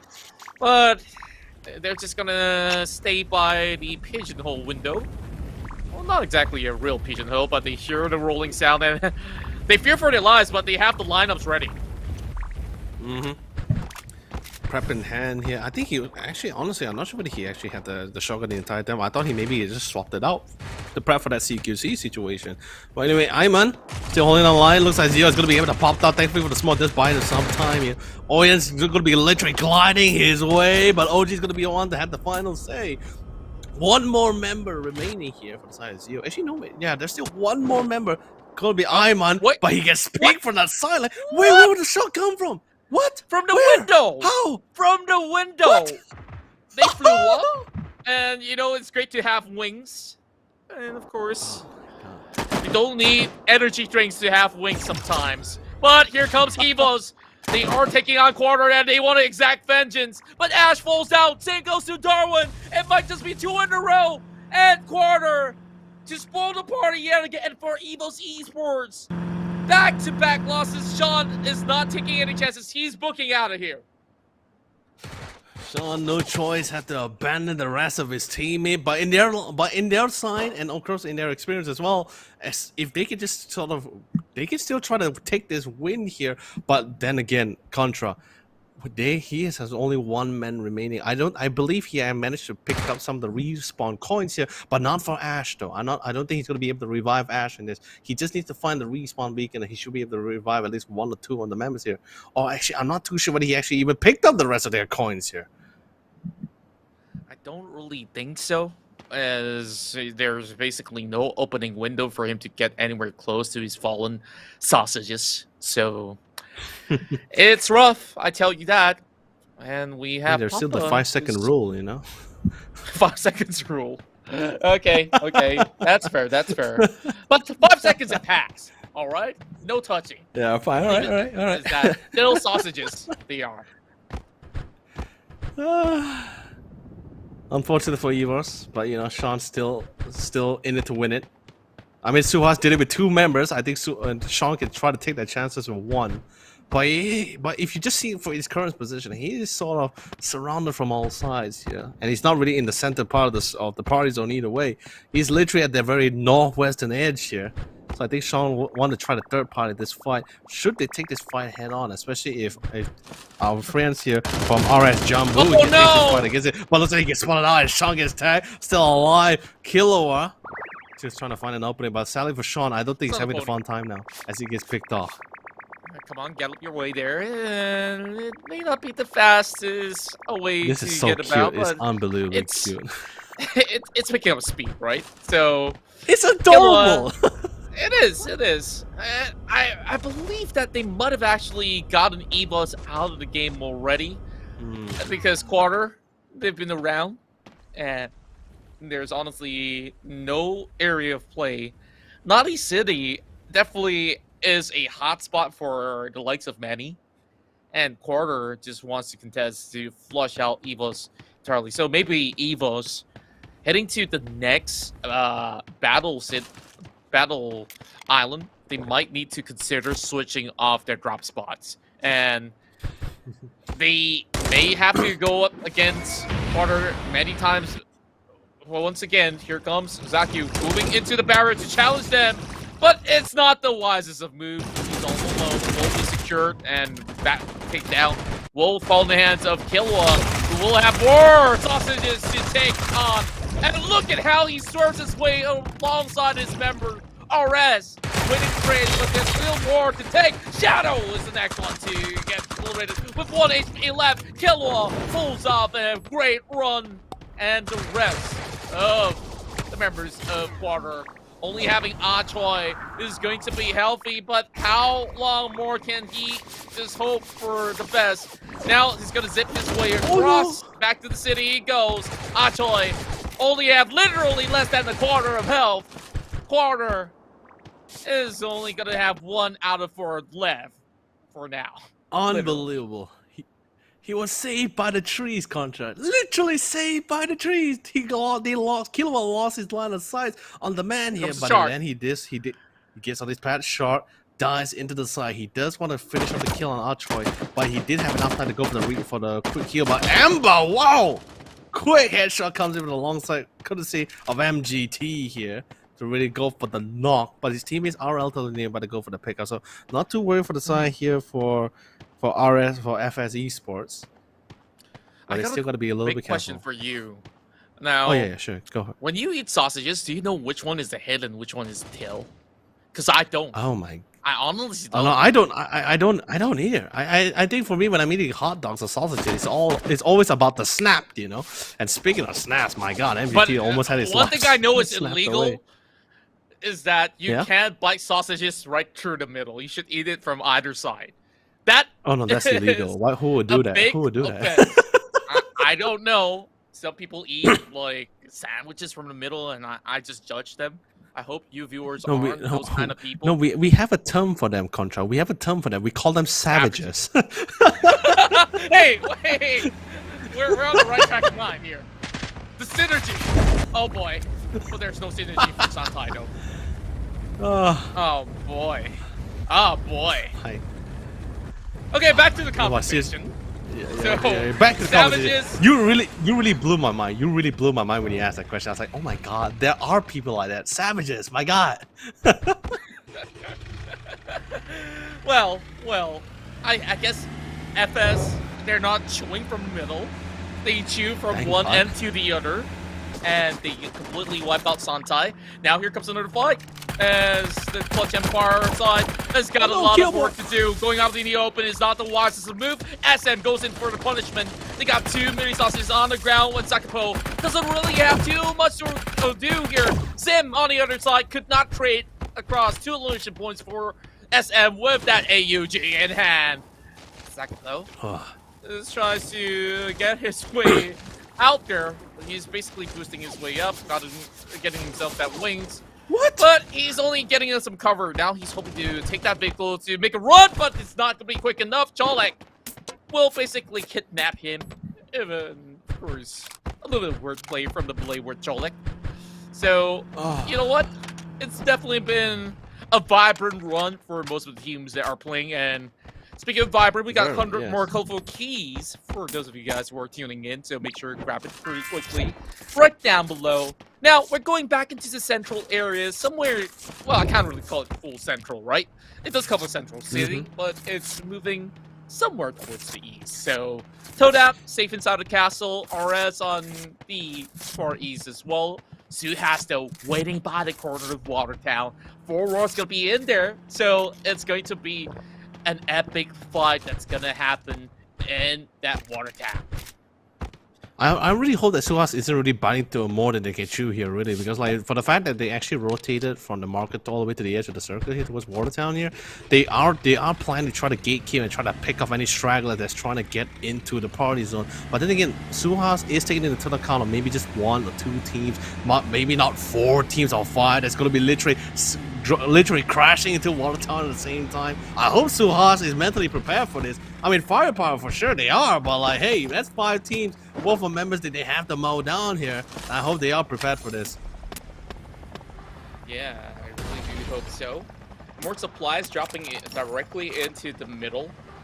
And whoever goes to the no-fly zone might just be able to enjoy that loot. And I believe that will be Triple B, who's going to be around that vicinity. Well, Kuda still galloping their way. We see Truth tag teaming with another member that were lost to much early on.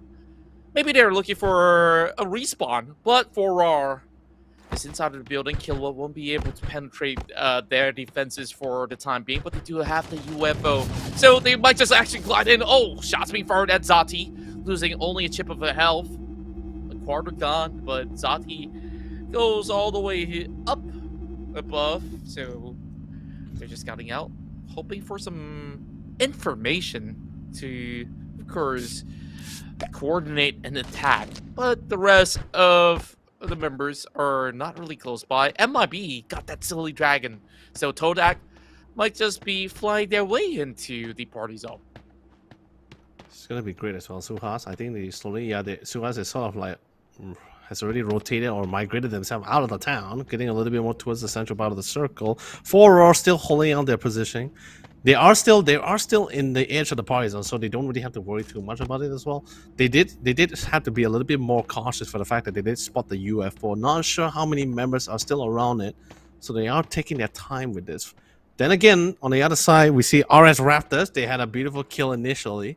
They are still hovering around them as well, but not sure whether they have enough rainbow food to continue to do this. I think if you just from seeing from the minimap, I think they decided like to forgo from the area. I think they are running out of fuel for that UFO, or at least they just don't want to take this fight head on. What do you put on a UFO in order for it to run? Like, do you put like petroleum? I don't think you can find petroleum from Mars, but of course, it's a little bit of a high advanced technology that we might have not known of. But I believe that you guys got answers if you guys play Sausage Man more than enough. Yeah. So, yeah. Contra, that's why the aliens has been invading Earth for the past few years now, because it's only Earth that can actually get rainbows. They're here for the rainbow fuel, dude. They need that source of energy to move their vehicles across space and time. Ooh, look at this though. Okay, I guess this is one of the first, and this is like a fish bike. This is actually the mech. I'm pretty sure there's a... Oh, okay. Yeah. Interesting.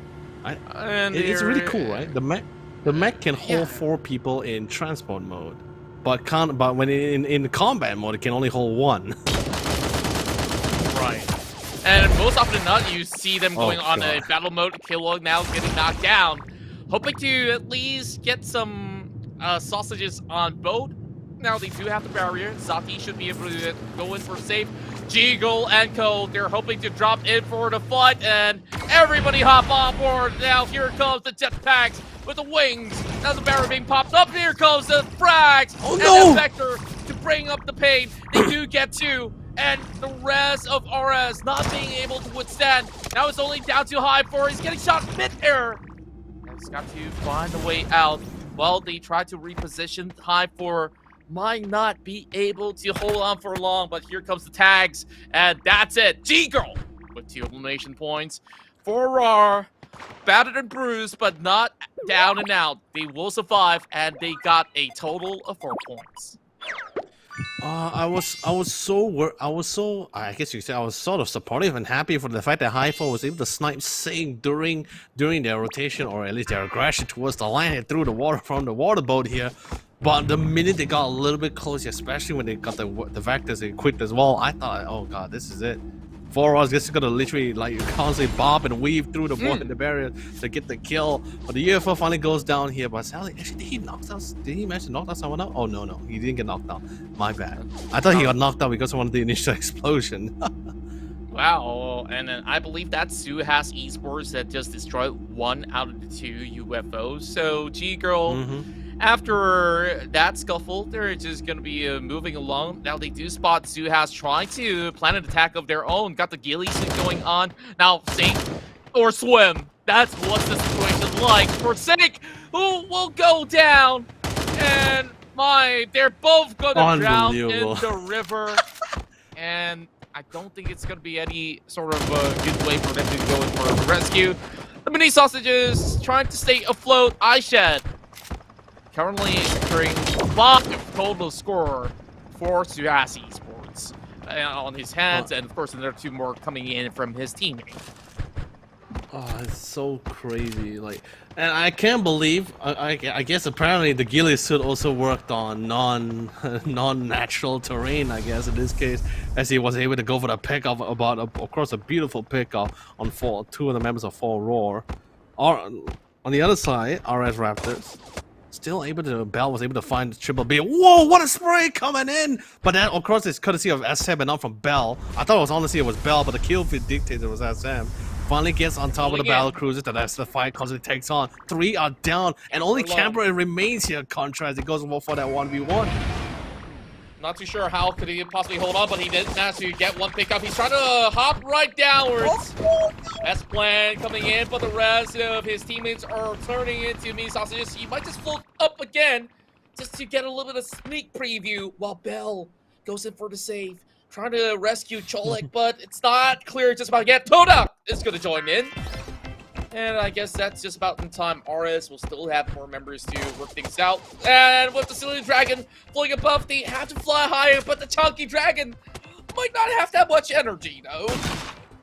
Moving along to the other side of the party area, while they are getting a couple of tags going across. MIB down!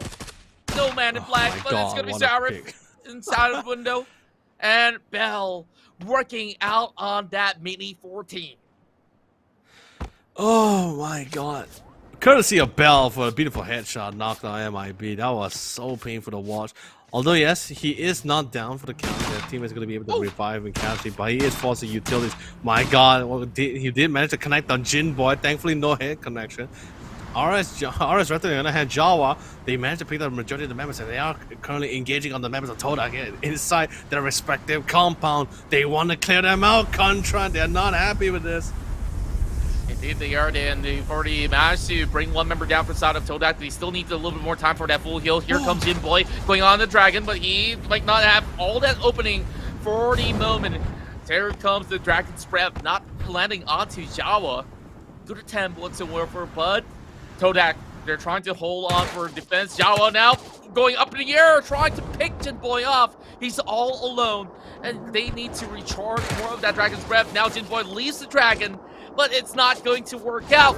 They don't really have those angles to find the pick off to open things up, but they have the damage being done. The rest of RS are basically charging in from multiple directions, and Jawa manhandling Jin Boy. So that's 1 being down, and 3 more sausages to go.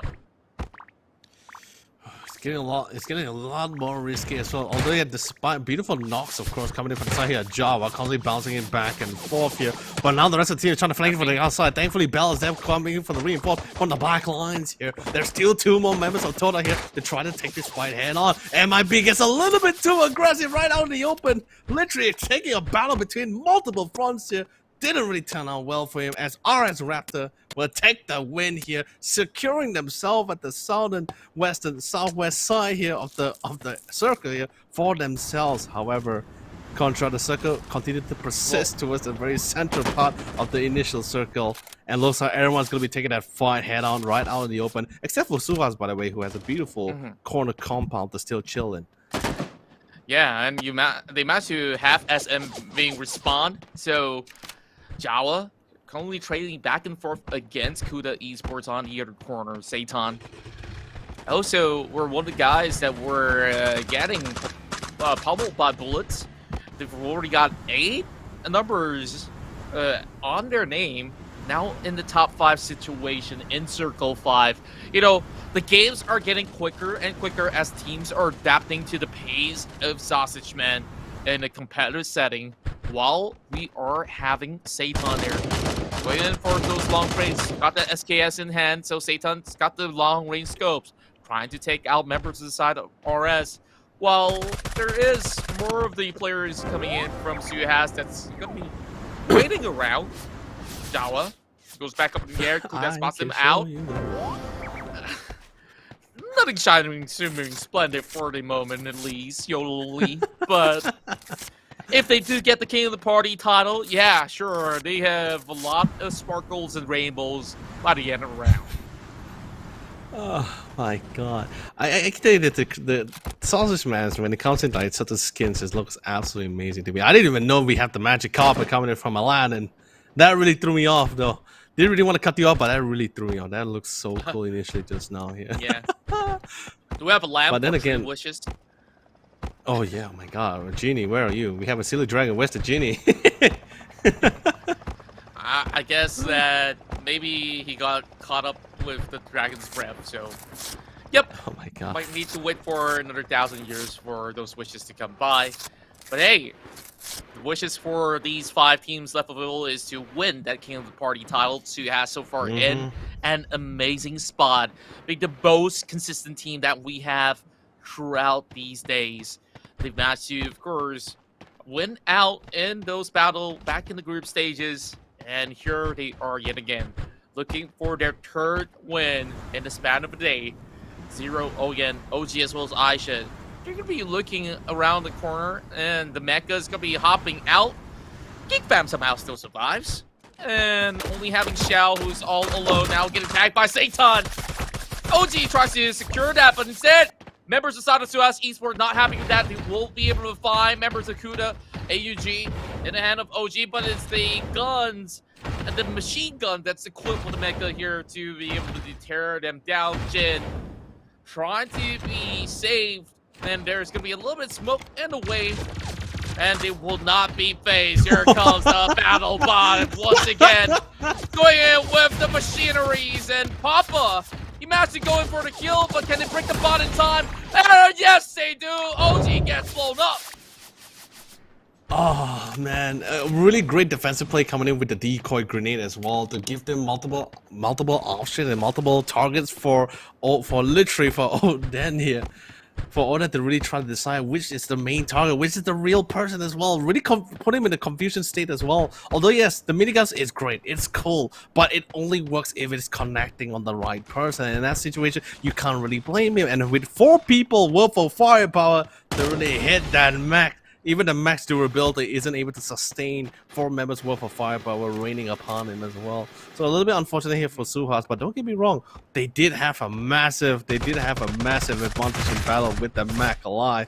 But now not only did they lose the Mac and 1 member short here, I guess you could say the board's a little bit more even out here as everyone. Actually, no, sorry, not even out at all. The rest of the members, RS Raptor, and even Team Kuda had all 4 members. I thought they actually had 3 members instead. And you look at the current face of the party zone, it's going to favor RS a whole lot more. Kuda currently trying to battle it out against the zone. This is going to be difficult for them to get out of, and they are rolling in. Satan trying to get those bandages across, while Kuda slowly marches up ahead. Here comes the rest of Suhas, planning up an attack against the side of RS. They have to infiltrate, and on top of the hill, there's going to be a little bit of party going on, and Satan is going to move by the smokes, but he's not going to get anything done. Doesn't really have too much of help available, but he will try to fight them off.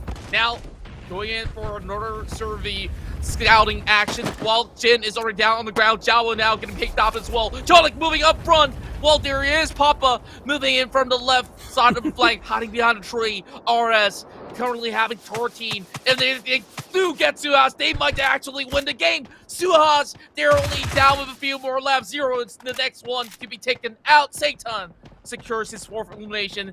Now, with a little bit more help, this is going to be pretty tough. Suhas don't really have health left. So it's RS to spoil the party if they want to take down Kuda right here, right now.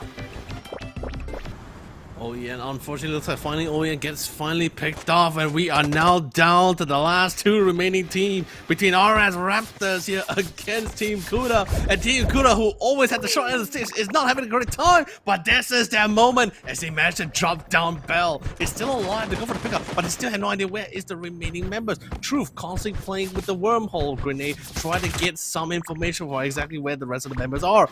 SM, he wants to try to go for the pickup on Bell here, but he spots out for the fact that Truth is keeping him in check. SM has no choice but to slowly fall back, but of course it's not the end for Bell here. Bell is slowly rotating towards a little bit more of a safer location here, and SM instantly equips the jetpack as he has enough of this long drawn fight as he gets closer to the enemy's back line. And RS gets picked off from the back, and my Papa wasn't really wary of that situation. 7 elimination points for SM. Now, Truth is the one standing in between the way. 2 versus 1. And Cholek is being impatient. He wants to secure the crown of the king of the party. Truth is still rolling though. How much more time? He's going to take the fight against SM, but he will not survive. This is RS to take the win.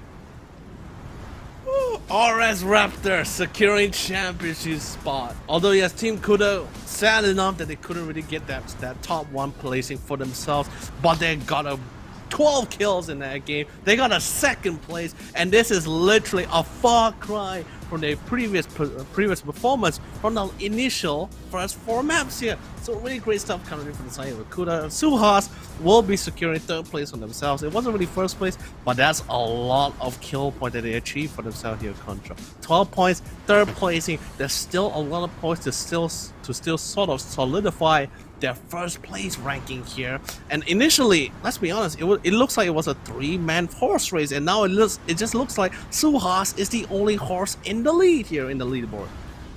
Well, there is only one horse in the form of Kuda, but we have a lot of great sausages now, with the top dogs being RS in this matchup here. We see a lot of great action, especially Quarter, who brought in the pain against EVOS, against every other team that was in the way, but they faltered much early on. So that was match 5. We got one more game for us, but we will first hit to the highlights, and we go for a short break, and we'll come back for the wrap-up of day 2 for the final game.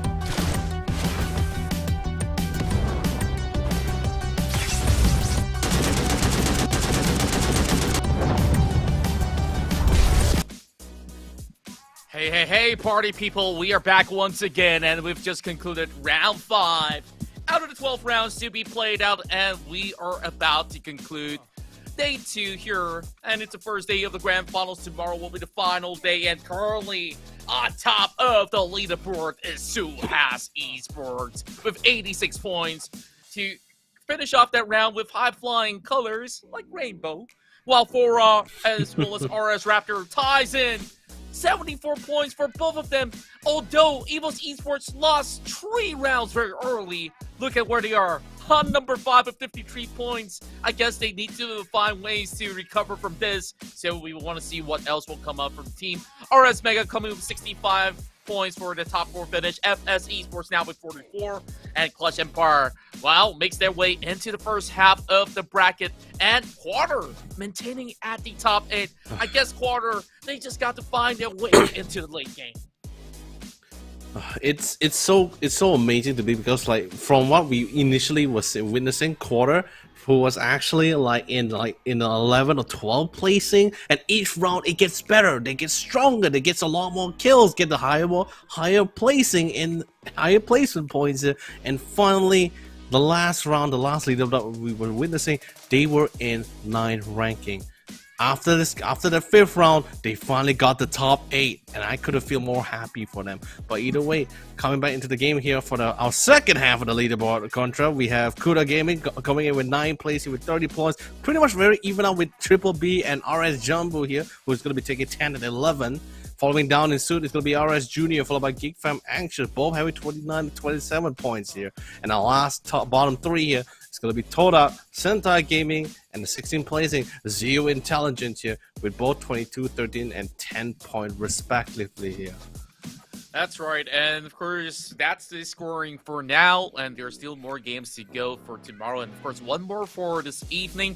And we hope that you guys have enjoyed yourself so far, and here we are rewarding you for tuning in to the Sausage Man CE Championship. All you have to do, like and share our live stream video, whether you're watching from Facebook, YouTube, or even Twitch. You could just drop us pretty much the subscribe or even follow button if there is, and comment exclamation notify, hashtag Sausage Man, hashtag Sausage Man Championship in order to claim some of the rewards that you can get. You can get your hands on the Razer Gold $5 up for grabs, Razer Gaming Finger Sleeve, Cuddling Shark Backpack, and also custom room cards, colorful supply boxes, keys, and of course the Gold Season Pass if you haven't already had them. So that's definitely a lot of cool stuff that you guys can get absolutely for free. So don't miss out. So we only got this one game left for us, and we are hoping to see the high level plays coming out of our grand finalists here in the SGMY region.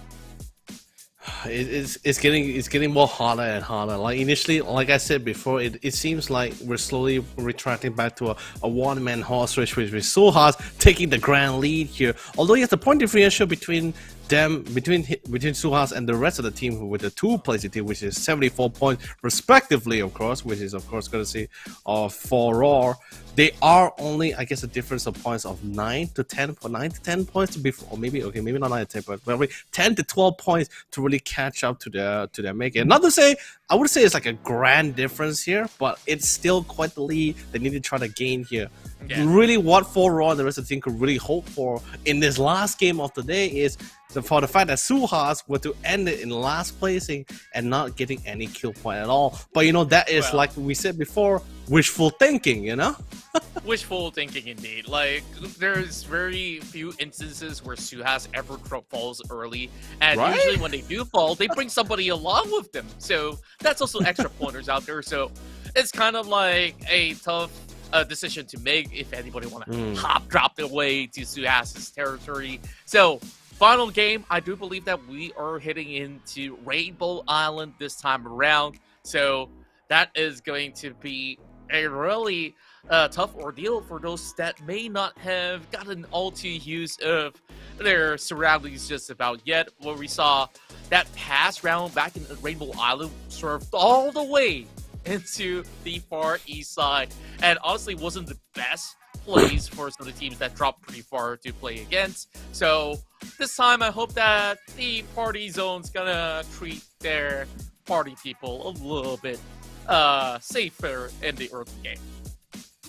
Yeah, it's really tough, right? Because like even though like whether you know exactly where they're going to be dropping or how you want to tackle it, there's still a situation of whether you're going to be third party instead. You know, there's like what I was mentioning earlier, right? And in towards the day here, in one of the earlier 2 rounds, of the fact that there's so many additional new factors compared from the traditional factors, which is like third party, being flanked, being crashed upon. There's also new ones like suddenly out of nowhere, a wormhole generator, or a guy shooting from the sky, a Mac flying in, or a UFO. So many a dragon, whatever it is, here. it's gonna be there. Yeah, exactly. Like you even see them just teleporting their way up in the skies as well. Like they So just many basically go in for those big outplays, and this is why we love Sausage, man. Many ways for you to win a fight, and if you're under trouble, pop that barrier, pop that smoke, you could get out of there and try to outplay your opponents if that's the case. So we are a few minutes before we take off on our final flight of the evening. So any predictions for you? Suhas definitely on a roll. They've already gotten 2 big wins. You think that they can secure that triple Sausage Party Kings title by the end of the day? Well, you know the term. It's third time's a charm. So Suhas is definitely looking to try to tie out the round. However, I feel like on Rainbow Island in particular, there is a lot more prominence coming from the side here of EVOS and 4RAW. A little bit more here on Rainbow Island. I mean, besides the initial part where 4RAW actually couldn't find Vin from Geek Fam actions initially, but other than that, it seems like the gameplay coming from EVOS and 4RAW seems a lot more prominent compared to Suhas here on this final map. But you know, who's to say that? That's what I'm suspecting, and let's see whether it comes to full fruition. That's right. Now we're looking at the Clutch Empire coming in close proximities by the corner of the lab. And I don't know if Quarter is going to be ready for this, but, well, looks like they are. Every single time, early game, this is a team to pick up a fight, and I think they've made a lot of enemies for today. Yeah? Definitely for sure, but it's only because of such aggressive fights, initial fights that they take head on, allows them to get closer and literally increasing their rankings furthermore. Although yes, you know, it's literally a series of high risk and high rewards, and also sort of a gamble for Team Quarter as well. But so far it has been working out. But sadly enough, there is a quick knockdown for the side of Zakil here, and Simple finds an opening to try to make the clutch plays to try to flank it from the sidelines. Shots being fired. Achoy tries to hold on, trying to get the revives up. Another member of Quarter goes down, and now this is high time that the Empire strikes back. Achoy now pinning him down, and it seems like they have botched the fight. And now Clutch Empire, they're left with Zimpo here, trying to make a play, and there's not too much health left for Shadow as well as Achoy. 2 versus 1, and he's doing it, but yet again, it is Quarter to win it outright in the laboratory. And man, oh man, that ain't no experiment. And okay, a little bit of a celebrity kiss that's being shown by Shadow. And Acho is still crying for help. So there's only one guy to do the job. Shadow, you look at this. He's only got 1 HP left, literally, early on. It could have been anybody's game. It really was. It really was that kind of fight. But even before they got into that situation, the real question was really like, where was Zimpo the entire time of that fight? Initially, he was trying to go for the flank, but he actually just was missing. Couldn't find him at all. But you know, enough in that initial fight. We knew the actual outcome as Team Quarter once again gambling with their lives and their chances in this game. But sadly, they will be taking the big win to secure even more for the initial 4 points for themselves here. Let's see how well Triple B will try to sustain in themselves here in this beautiful, by the way, beautiful Rainbow Temple. My God, it's huge. It is massive. It is huge. Just look at how they've been holding up for the past few games. I do believe that Triple B is still that top 4 contender that we're looking at. They just have to pull off consistent run. Now, you know what? We're going back to the lab. And I told you that they made a lot of enemies. So, RS, they heard those shots as like, these guys must be Quarter. So, let's hit right into where Quarter is dropped, so that they can get a taste of their own medicine. Though there might not be such concoction that's going to be brewed up inside of the lab for now. Achoy taking the plunger. Not going to be able to hit anyone with that for now. Agix now moves up to the high ground. With a couple of all these shots coming from the AK-12 that the killer is wielding. As it's going to be a little bit difficult. Now they deploy over the top of the building, so there's no exit plans available for quarter. And the thing is, although yes, it was initially a Gee's idea to actually try to flank them from the high ground, though. But that is, and also with his positioning as well, and also noting for letting his position known to the side here of RS Megas, it is giving them the idea, okay, you guys can't stand up for too long because I will start picking you guys off. You take your time to really scout out the base. You guys have no choice to enter the lab itself here. But Kai has a different idea, though. Kai tells them, I'm not going to play by your rules and force us to enter the labs. I'm actually going to try to rotate alongside here. Same goes for Dali and Zeno. They don't want to enter the last because they know they're going to be taking a fight CQC. They want to take this fight outside and clear out these flankers first before they take the next win. Shadow was able to get out in time without having tag, but same goes for Dali at the same time here. What a smart move coming from quarter, going on the 2-2 split formation. Now they find a couple of all these tracks, but they have Agix already down on the ground. But they have another member to be able to reinforce this battle. Shadow now picks up another number out there. Well, Agix should be safe for now. Kai and Dolly doesn't really have too much of a health left. Giving them peppered with some bullets from the M4, but Dolly needs to heal up. He doesn't really have any mats currently. And the zone story kicking in. They have to finish up this fight. Now they do get another elimination. Dolly goes down, leaving only Killer behind. Still, talk about a little bit closer quarters here. The fight still continues to press on. Shadow wants to try to go for the revive. Oh no! The zone finally picks him off, and our dear friend will lose his life. But then again, there is a recon beacon in the vicinity as well. So as long as they win up this fight and ensure their security and safety, they can go for the revive later on. RS Mega Kill on the other hand, in hot pursuit to evade, to literally outrun his invaders here. But Todak definitely had the line side, especially since the Jeep is currently smoking for the taking. Oh man, it definitely is a rough run in, and quarter, I guess that they could basically pick up whatever coins out there on the ground and then later cash in once again. So it shouldn't be too big of a deal, but if they hang too long outside of the party zone, then that is going to be pretty iffy, I must say. Now, back to Evil's Esports. This time, they're happy. They're not invaded by quarter. So, this time around, they have a little bit of a smooth cruise. Darwin now find a few shots. They managed to connect upon Carl. Now they spot out Evie as well. Here comes Apex going in with a long-range spray on that M4. But they won't be able to drop Evie off the ground. Now, yeah! Oh! The moment he picked, he gets the charge cannon to the face. Unreally, no chance at all. They don't like being picked at all in this case here. But Neil getting a lot more close to this spot the Mac.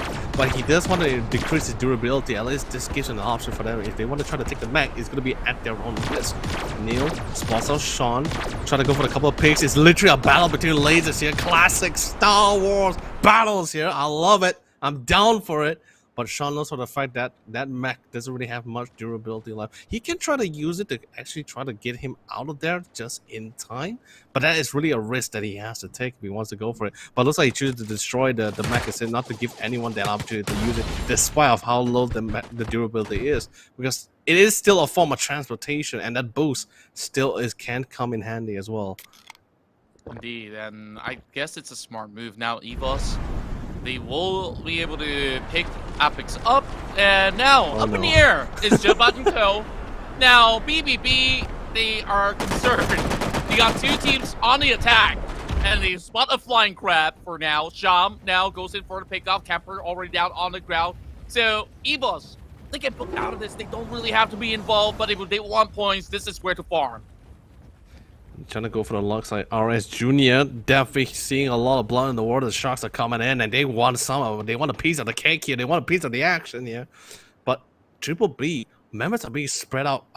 Not the most ideal spread of positioning, but Jibbot is giving a lot of information to the fact that, okay, Krabs, if you want to go for the pickoff, you can. He's keeping Evie in check. He knows Evie has to scale that mountain to get to the backside of Krabs at the same time. Neil, on the other hand, has to be a lot more careful. Same goes with Sean. He managed to get the drop on Champa here, but woo! Crab! Beautiful spreader on Neil before he can try to go for that two-pronged flank on Sean, not allowing Carl to try to get the drop, but that's not going to be happening. It's not going to be able to play out according to plan.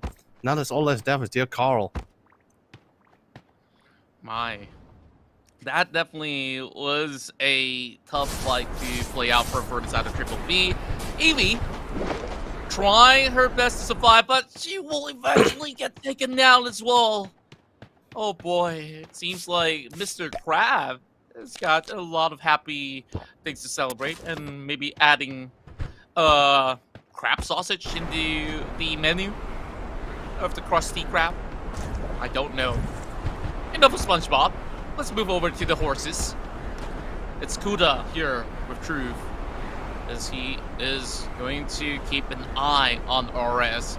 Got Cholek on the other corner of the hill, while Jawa got tagged initially. They're trying to get their health back up, and they're on the move, while the rest of the team trying to pin them down, and the vehicle's smoking up already. Not a good sign for RS Bell. Oh, I can definitely tell you for sure, Bell is definitely hearing the bell towing, the death bell towing upon him if he doesn't really get to safety in time before the vehicles explode upon him. But on the other side, Team Kuda, a lot more of, I guess you could say, a more chill push or chill rotation, more relaxed rotation coming from the side here. I mean, I can't really blame them. They really gave it their all in the last round to really get them all the way to the second placing, and getting them 12 kills on top of that. They seen their fair share of action for sure. In this game, they want to take it nice and easy, especially since the circle is sort of pushing them all the way to the northern side of the island here. They have to take, I wouldn't blame them if they want to take their baby step, because a lot of teams, respectively, actually dropped quite a few, dropped towards the southern side of the island. That's right, and look at how far Quarter is. They're still trying to get some members back up, I do believe. And I guess that Killer was being pretty hopeful to get those revives off of Laboratory, where they tried to fight things off. Kuda currently still in that scuffle, as they are getting gate kept forward in meantime. And we look at RS on the other hand. Kuda now managed to finish off that fight. Todak gets obliterated, and I guess that the rest of the swordfish sausages will have to take this night off. You know, despite of all the action, finally now things that seems a little bit more relaxed. We can see a lot more of the small details, like the revival animation. I just thought it's actually more like a cheer up. But anyway, speaking of which, we hold that thought for a second. Troy is not having the fun time. He gets sprayed out by Team Santai. Unexpectedly, Team Santai was there to greet them in kind, but following them in suit is going to be Team RS Jumbo. Haven't seen much action coming in for so far, except from Neko from the initial first 2 rounds of the game here. But let's see whether they're able to take this win head on. But High 4 gets flanked, as this man is literally just running and gunning with the SMG in hand, showing absolutely no mercy. Quarter Shadow, Team Quarter not going to be joining in this fight or this skirmishes between the two teams here. Going to go for a couple of pickup for some resources from their fallen ally here and slowly fall back here. And now here comes Jati, throwing out the entire sector, but there's still more bullets flying in the waves. Does have a little bit of a bubble to work with for now. Shadow now tries to go in for that long-range attack. Now we'll have that wings to fly. And, well, jetpack his way up above. Neko bleeding out. And, well, that mini sausage will not get all too much of a rescuing hand. Shots being fired, but he couldn't really sniff it out just about yet. But it's coming from the outskirts. Oh! Just next to it, Shadow goes down! Unbelievable, so unfortunate as well. But as long as Iggy is still alive, the playmaker of the team, he can try to make the difference here between Azati and Iggy at the same time. Who will actually come out on top here? constantly playing back and forth. I love that Zati is still keeping an open mind of the creativity of the utilities in this game. Instantly falls back to check. He's flying just in case he actually updrafted the second floor and flying from the sidelines. But Iggy looks like a third party comes in for the hands of Evos. They're coming in, but with the DP as he laid them all down, we'll be able to get the 2K for the team here. And Zati, he's chilling, but he commits the wormhole grenade to get out of that sticky situation. Although yes, he's still not out of the clear yet, Contra. But we'll just have to see how well he will choose his decision making in this fight. Unfortunate for Opix, he was taken down as well, so they will have to look for that respawn later on, or else they have to just play with 3 members. Oh no! Dow, he was probably in the open. What are you doing there, Dow? Immediately upon arrival, it could have been a little bit of a run over of sausages, and now Geek Fam getting punished. Ben trying to stay alive alongside with Arnab, having the rock as cover, but he's gonna be able to pick out Jawa. So now inside of the building, Arnab trying to go in for a refract of his own. Xiao this time getting saved. Oh, a lot of close quarter combat. Sham on the other hand, this time going to be seeing it's going to be in the hands of RS Juniors. He is hovering over Team 4 Raw here. Spots a decent amount of members as well, and they have no vehicle as well. They spot a spawning vehicle. He knows what to fight. Okay, this is the time they can try to siege them into the side here, and they're getting ready to take this fight head on. On the other side, Geek Fam anxious, trying to see if he can try to rotate to the other side to pick up his 2 fallen allies, but that might seem a little bit unlikely here. Sham, the Dragon Master of yesterday, is going to keep everyone around. And I believe that they will get a few members of For Raw if they were just to hold on. It's only down to Anep though. And this is a small list of Shaq. I think they have Did no they? clue. Oh my No God. clue. No clue. Oh. Okay. Anep. Oh, yeah, definitely. It's still not clear just about yet, but they will just take their sweet time. This on towards the left is the party zone already, so they got nothing to worry about. They got time. And as for Anep, not exactly so. Look at the timer on the respawns. He doesn't really have that much time. He's gonna wait around. He has to play alone. 103 seconds as well. That's a relatively long time. I'm not sure whether he even. I believe he actually picked up the coins already. Just 2 minutes though. Oh my God! But then again, look at RS Juniors. They're not letting him go. Okay, it looks like they finally decided to leave the area. He heard the dragon flying away, but is he still suspected for the fact that maybe it's actually all a bait though? A little bit of mind games going on it. Just not taking any risks for the moment. Zadi knocked down by Kuda Esports on the other corner. And look at the vantage point by Truth. He's all the way up top. It's going to be pretty hard to even catch him, especially using that vector. Zuhas having Aisha to go on the rescue mission. And the more of the members Forest comes in from the flank. Go in for some backstab. Aisha now have to tank his way out of there. And they know this is going to be a lost cause if they stay any longer. Oh, yeah. Soaking in some damage. And Bell got to run in. Look at the meter is going down, and I don't know how much of a hit could they get outside the party zone. But you don't want to be the last one to the party. So Bell just living by the edge. Got the colossal mushroom that they could possibly use. Not vying for it. Hoping to secure this one for the team. It's great. Gonna be slowly going in.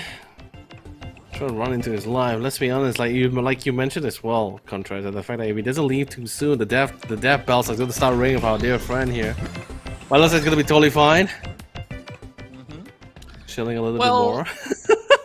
They're feeling relatively confident, and RS so far having some spectacular show as RS Raptor currently sitting close to the top of the table. Can't really say the exact same for RS Junior for the meantime, but of course they definitely give us a little bit of a taste of what they have on their flair plays overall. Be careful. They do have the necessary leader cards as well. They want to try to go for it as well. They are checking around the vicinity of the area. They're relatively nearby. Looks like they're gonna be a confrontation. Comes out the next time. 1-for-1 here for the team though. Instantly, there's the surprise. The reveal has been made. As RS Jambo says, this is our house and this is our town here. As Neko's still trying to find a beautiful kill here. Although he has a couple of knocks, not enough for them to really secure the site though. But at least they will be able to get the necessary revive for the rest of the members here. That's right, that's 10 points for RS Junior for now. As we move to the side of Kuda Esports, they're dealing with another RS on site. And Raptor, they lose a member out there. There's more shots being fired at Jin. Well, as much as you want the horse to make those jumps, sometimes, you know, they just fall short. So, true. Now, getting those bullets on its way, Jawa. Getting a little bit of a sneak peek up top. Papa, he's also running out in the open. Jawa can easily pick them off. Going with setbacks as well. Papa, 1 HP left. Papa, he's gonna go down to the zone though.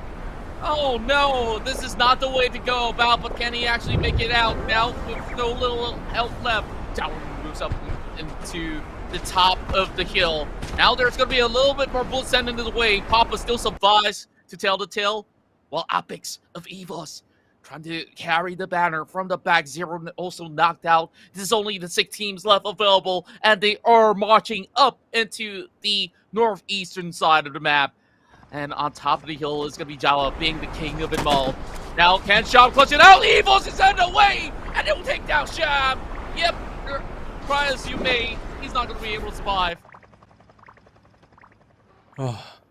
Quick revise. The fight's been hectic as well. EVOS, although yes, Sean managed to come online, instantly pops in the water barrier, but looks like they are not gonna give it any time to heal up or rest at all. As Jabat rolls into the action here to knock down all the EVOS pins here. They're gonna try to go for the quick finish, but before he gets the second one, he gets knocked down, removed from the game here. And Apixo, last man of EVOS, still trying to hold on the line. He could try to pick up the coins to try to go for the revives here, but he is surrounded by enemies from all sides. And looks like our dear friends from RS Raptors definitely want to try to secure the final kill here on Team Kuda's troop. There's a lot of party poopers out there, and EVOS was always the one that gets, you know, hit on many a times. And this time, Apex up above, you gotta take on the air. And Sam with some style points. And look at him go, he's spotting out Troop as well. They don't know where he's shooting from. The recoil's a little bit too high, but they will still get the job done. What a big play from SM with 5 elimination. That is going to be 6 as well. As he goes in on the craziest rescue mission. Well, Jin, can he? Oh, okay. He makes the call, but he turns to the meat sausage first. But it's totally fine. He managed to get through it. That's the most important thing. The most important thing. Jin is able to get to the sideline, but I don't think, SM he saw the kill feed. He didn't see Jin popping on the kill feed.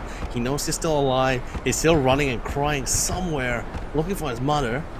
Sadly, no Papa to really try to pick up the rest of the team though. But then again, no, actually no, they're not trying to look for the kill. They actually want to try to go for loot. But then again, Satan sort of revealed themselves instantly. Defensive wormhole grenade was committed, so they actually can get back into safety. Papa has his line of sights. He's getting ready as well, slowly pushing forward. He was able to revive Jin. Now let's see whether they can get closer to see if they can get the quick drop here on RS Raptors. It's got the level 4 gear, so, well, just a level 4 bag at least. And Jawa now moving up the air. This is going to be a little risky. 2 members left for the side of RS. As Raptors, they get the spot on members of Kuda Esports. Now unleashing the trades. Papa goes down, and it's the Mayday Parade. SM coming over to double. Can he secure the triple though? He doesn't really have those bullets. He needs to recharge. Now the rest of RS, they're moving right into Ass, having Ashet to still live to tell the tale. 8 elimination points. That's a total of 14. Can they get more? Satan taking the bat. He's trying to bat it off. Oh my word. We'll talk about damages, and there you go. Kuda wipes out the rest of Suhas, and there's no wills here on land anymore. And Kuda Esports finds the most stylish way to close off the final game of the day. Absolutely great stuff coming in. RS Raptor, they finally pulled through. They got closer, they got their first chicken, they got their first party, king of the party here for this very first day of the main game here. Oh my god, Contra, it's been an absolute blast here. And the crazy thing about it is the fact that each of them were still respectively able to deny Suhouse. But what's even more crazier is that Team Kuda able to secure second placing again twice in a row though, although yes, a little bit too late to the party here, but at least there's still the limelight here for top 4 tomorrow, depending on their gameplay tomorrow here.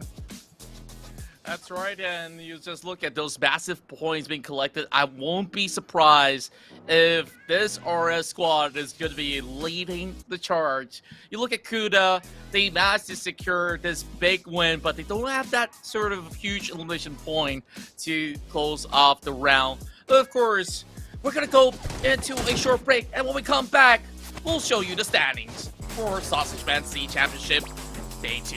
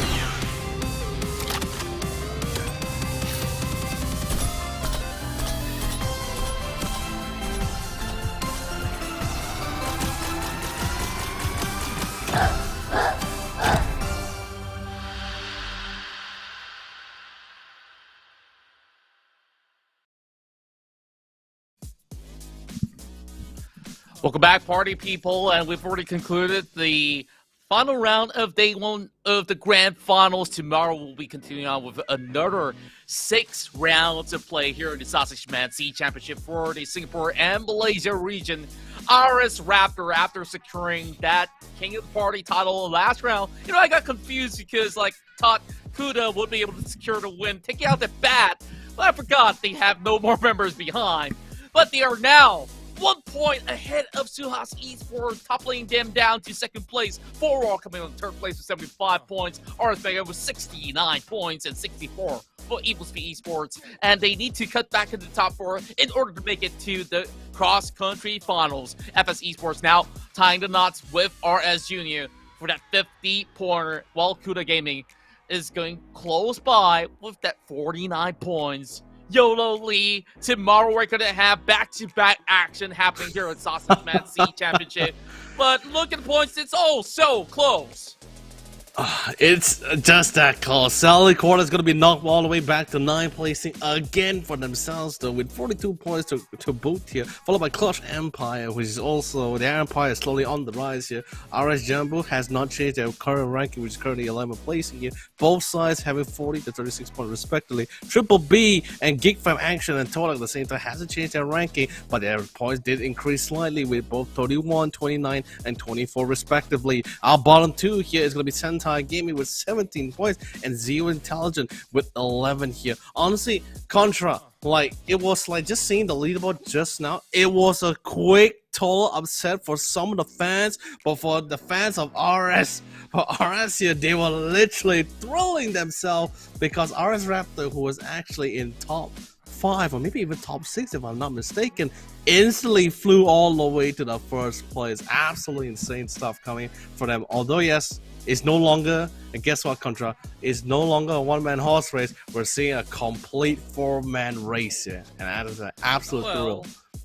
It definitely is a race of the sausages here, and I hope that you guys are liking what you're seeing so far. If you do, hit that like button and share our live stream to get your hands on some of these Sausage Man goods. And also, big shout out and thank you to Razor Gold, as they've been able to provide us with $5 Razor Gold vouchers for you guys to claim, along with the Razor Gaming finger sleeve that you could use to play a lot more Sausage Man. So that is, of course, something that you guys can look forward to. And once again, tomorrow we have more prizes to give away, but this is for tonight.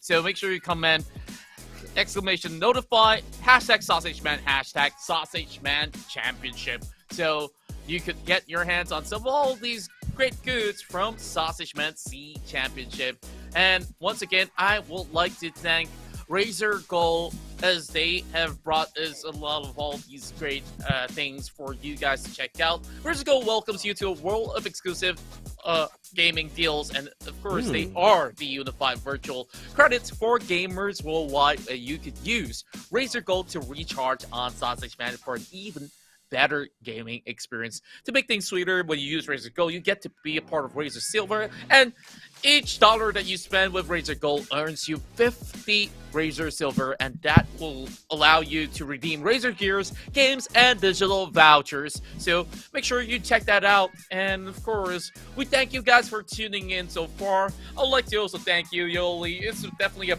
blast casting along with you. I believe tomorrow we still got more games to go, so I hope that you can recharge, and I hope you will get yourself some good sausage dinner later on, as it's running a little bit late for now. So, any words before we say goodbye? And we, of course, will prepare ourselves for tomorrow. Yeah, it's definitely for sure. Contra, first things first, the mutual, and the feelings is definitely mutual from my side here. Great to be casting alongside with you and such an epic event. And of course, Curtis, thank you so much to Razor Gold once again. Thank you so much to the production team. Did a phenomenal job handling as well. Kudos to all the amazing viewers who joined us as well. But don't go away, because tomorrow, the final event, the final day, the season is going to be our top 4 teams to represent MYSG in that cross-country one. We'll see you guys tomorrow, same time as well, on the same platform. See you later. All right, take good care.